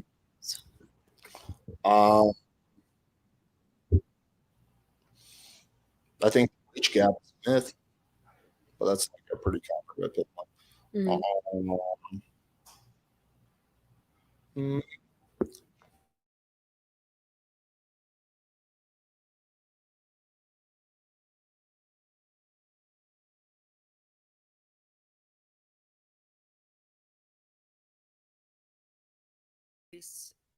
My dateability. what are your goals? Is your goal to get laid, to get into a serious relationship? What are you trying to do? Dateability, as in like increase the number of men who want to be in a relationship with me. Well, I think there's already a shitload of fucking guys who would want to be in a relationship with you. I think that putting yourself out there is good. Getting on different dating apps, I think that obviously will increase your, your whatever, the amount of guys who want to be in a relationship with you. I think generally being non-aggressive and being kind of like more feminine and more like just not being as disagreeable, which I'm not saying you are. I'm just saying in general, just being more feminine. Yeah, I think that will agree. But I think at the end of the day, for every girl, or at least every attractive girl, there's hundreds and hundreds of guys who want to date her. I've had female coaching clients, and the question is never how do I find more guys to date me? It's how do I screen out from all the guys who want to date me for the ones who are actually worth my time. Okay. So for an attractive girl, if she already has like a really large dating pool, do you think it's like a myth when repellers say like, oh, if you dress provocatively or go clubbing, guys are only going to see you as like fuck material, not date material?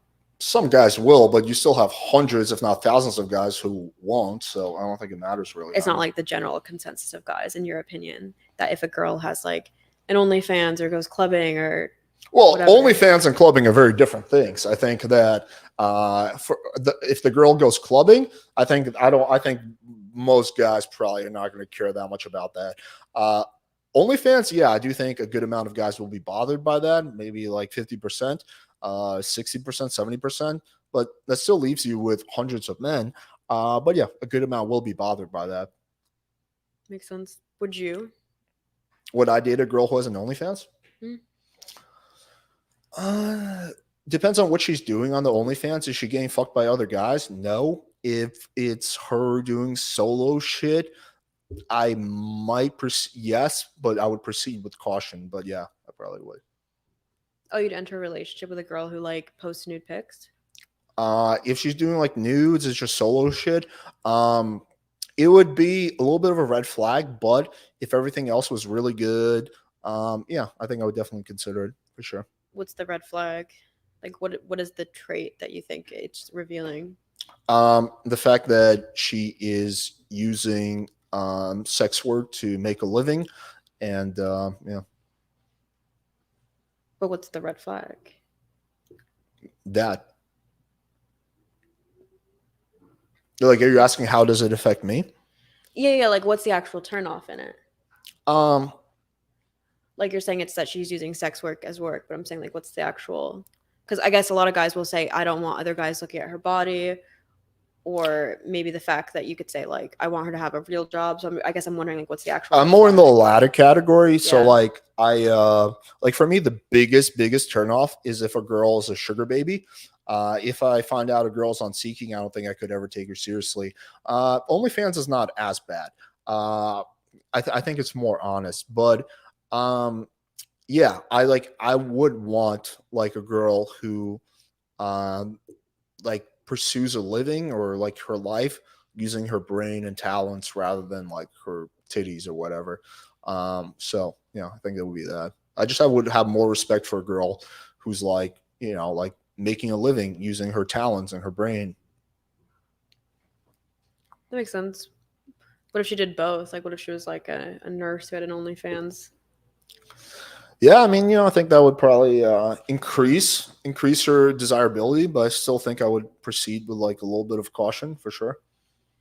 Makes sense. I guess those are all my questions. We got through it. Davey, you seem miserable right now. Is all? Everything's good. We got a lot of questions to go. Okay, let's just do a few questions and let's wrap up. Okay. What are both of your thoughts on dating women who have been divorced and or who are still married but they're going through a divorce? You want to go first? Dating women who have been divorced or are going through divorce. I don't think I would advise like a blanket statement of like, oh, that's a red flag or something. I guess I'd wonder like why she's getting divorced first, right? I don't think the divorce would signal anything to me in itself. Yeah, I would generally agree with that. I think it's more about why did she cheat? Is it because he lost his job, or is it because like he cheated on her or he neglected her or whatever? Yeah, I mean, I don't think I would just avoid dating women who are divorced or who are getting divorced. I think I would look at the why. But a lot of people, like, I think, like, again, my mother, she is, she's separated from my dad. And I think she probably is an amazing partner, right? She's an amazing mom, right? But sometimes you just get into relationships and they don't work out. So I probably wouldn't hold that against a girl. Rhaegar is into you right now. Look at this. I like this dog.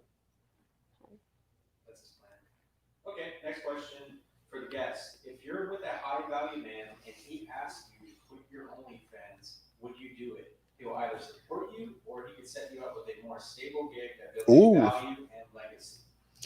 So the value in a high value man is that he makes a lot of money. And if I'm already making a lot of money from my OnlyFans, what value am I getting from dating a high value man other than I'm now financially dependent on him and he's dictating my choices? So no.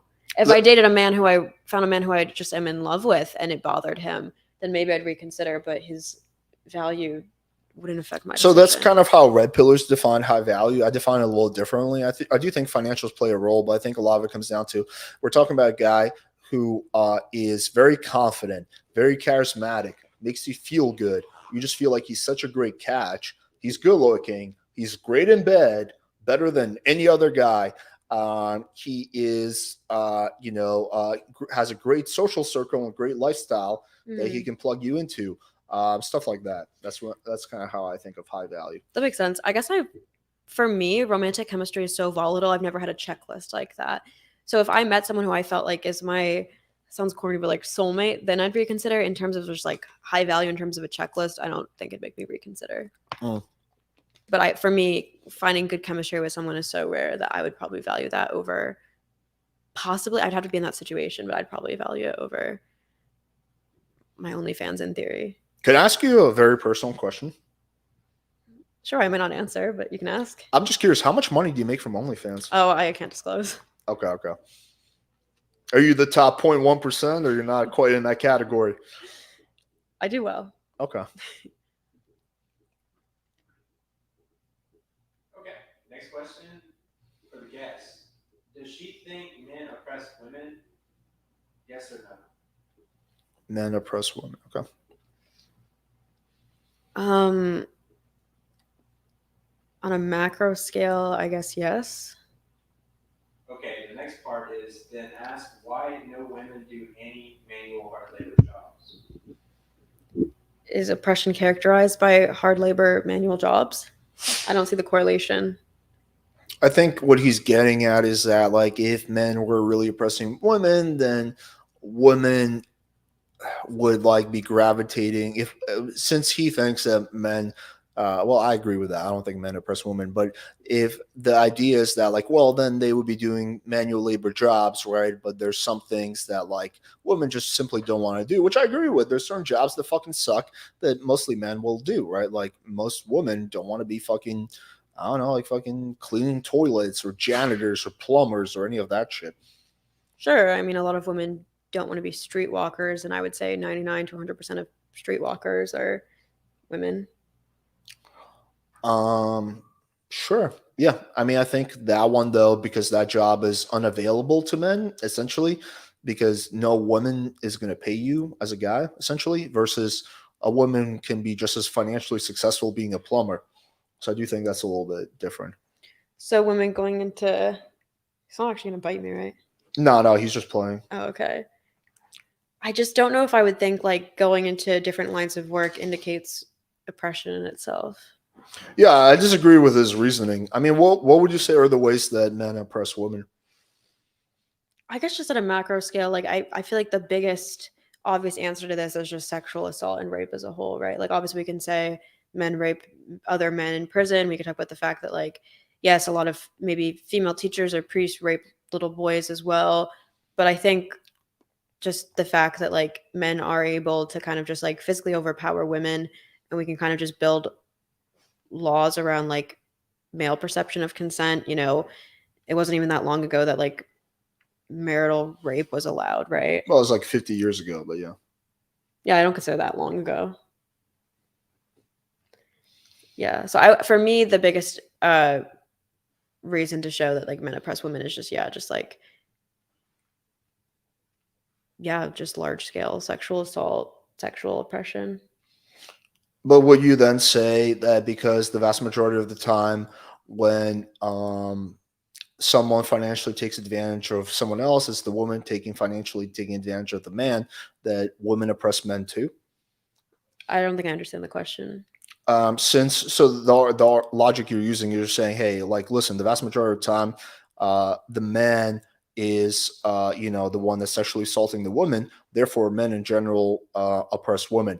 So if we can look at like, like gold diggers and like financial type of stuff, the vast majority of the time where a partner takes advantage of another partner, it's a woman financially taking advantage of men. So would you then say that women oppress men too?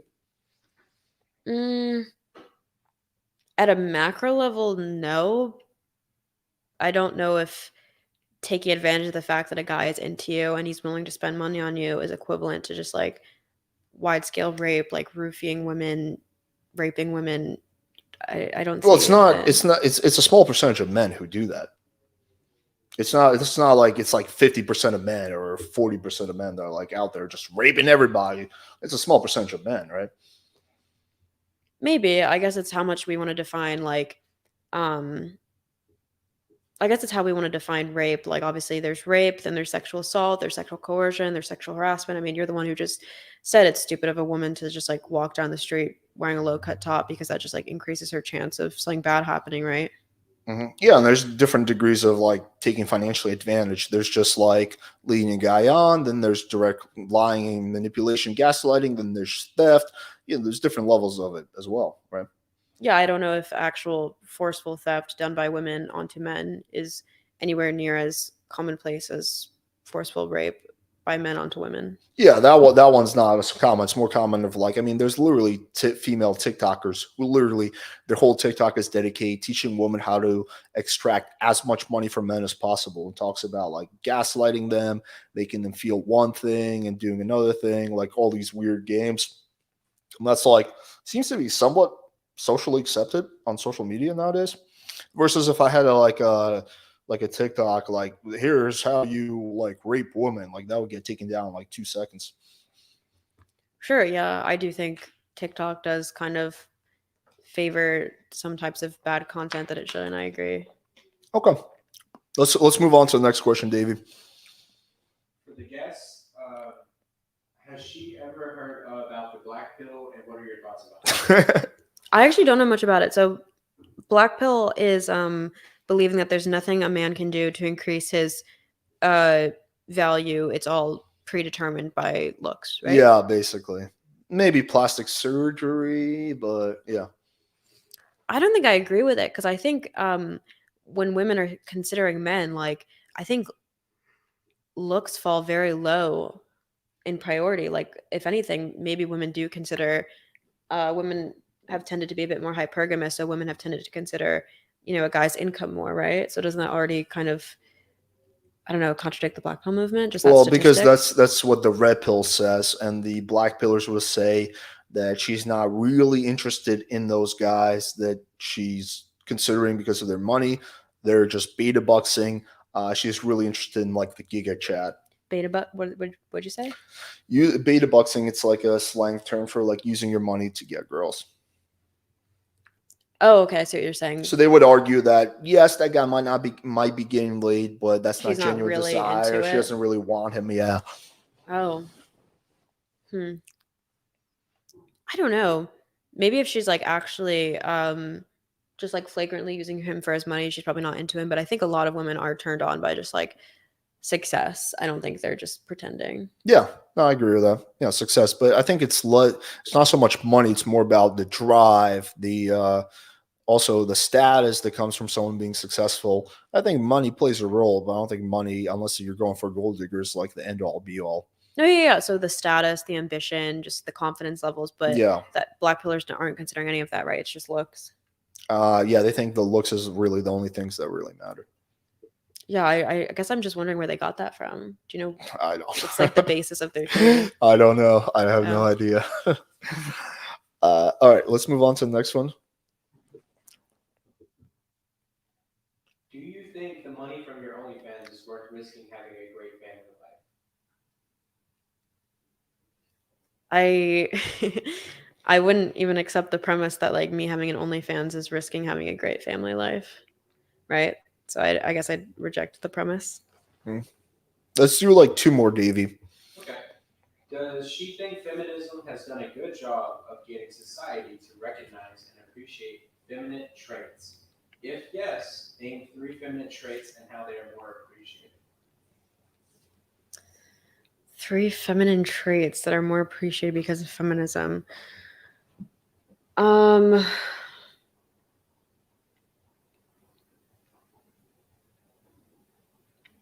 It's weird because I feel like there's like different strands of feminism. There's like sameness feminism, there's difference feminism, and difference feminism is the strain that tries to advocate for like femininity more. So the idea that like women aren't less than if they're homemakers, versus sameness feminism is the idea that like women need to be more masculine, they need to lean in, they need to become CEOs, and that's like the barometer for which we're measuring female progress. And I feel like that's the strain of feminism for which we've kind of been pushing forward society. I don't know if mainstream feminism has been propagating like femininity more. Do you think it has? Do I think mainstream feminism has been pushing women to be more feminine? Or just increasing the value of feminine traits? No. I think if anything, it's been pushing More masculine traits. Yeah, I would Yeah. say that's mainstream feminism, probably, right? Yeah. Okay. So what are both of your thoughts on relationship dynamics? Must they always be 50-50, or can one lead a relationship as long as agreed upon in the start? My take is that you should like lead in the areas where you are best in. So for example, like for our relationship, like I think I'm better at like planning things and like type of thing, but she's better at like organizing. So like if we like when me and my girlfriend traveled to Colombia, I was like, "Oh, babe, can you take care of the immigration?" Like I had her do all that. She's better at like the organization aspect versus I'm better at like like other stuff. So yeah, I think you should just like lead in the areas where you're the best. And I think if there's like 1 or 2 areas where your girlfriend's better, suited in, doesn't make you feminine to like have her like do that. I think it's cringe that you have to like do this. Like, okay, we're going dinner. You're gonna get the salmon and the quinoa. No discussion. Like, I don't know. I feel like that's just like kind of people who don't really have relationships and just are not really being reasonable. So yeah, I think that you can. I would say like most departments, I lead my relationship, but like again, when it comes to like fucking like packing or like organizing, like I would say, like, yeah, just give my girlfriend the reins on that because she's so much better at that shit than I am, right? So Yeah, I think I agree. I don't think relationships have to be 50-50 in the sense that like you're each paying 50% or you're each doing like you're alternating nights, you do dishes and things like that. I think that's a bit too scheduled. I think it's okay to just let things kind of flow organically without over itinerizing it. yeah, I think you should like utilize your strengths and weaknesses and like kind of Yeah. balance them out. Like I know, like for example, I make more money than my girlfriend, right? So I'll probably pay like 2/3 of the time when we go out, right? Because I probably make, you know, like to that level more money than her, right? But if she like got a massive promotion and she was making $1 million like a year, then she would probably pay more than me, right? I don't Mhm. know. So yeah, I think like it's kind of how I am with like my friends too. If I'm going out with someone who doesn't really have much of a career, I'll just pay for their shit. And like if I'm going out with someone who's like richer than me, typically they'll pay, or at the very least it'll be 50-50.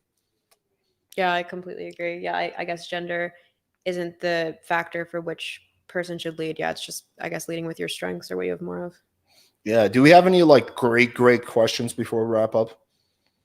Got one here. It says, "What are your thoughts when a guy you're interested in and you find out he's on your OnlyFans?" Oh, it's an interesting one.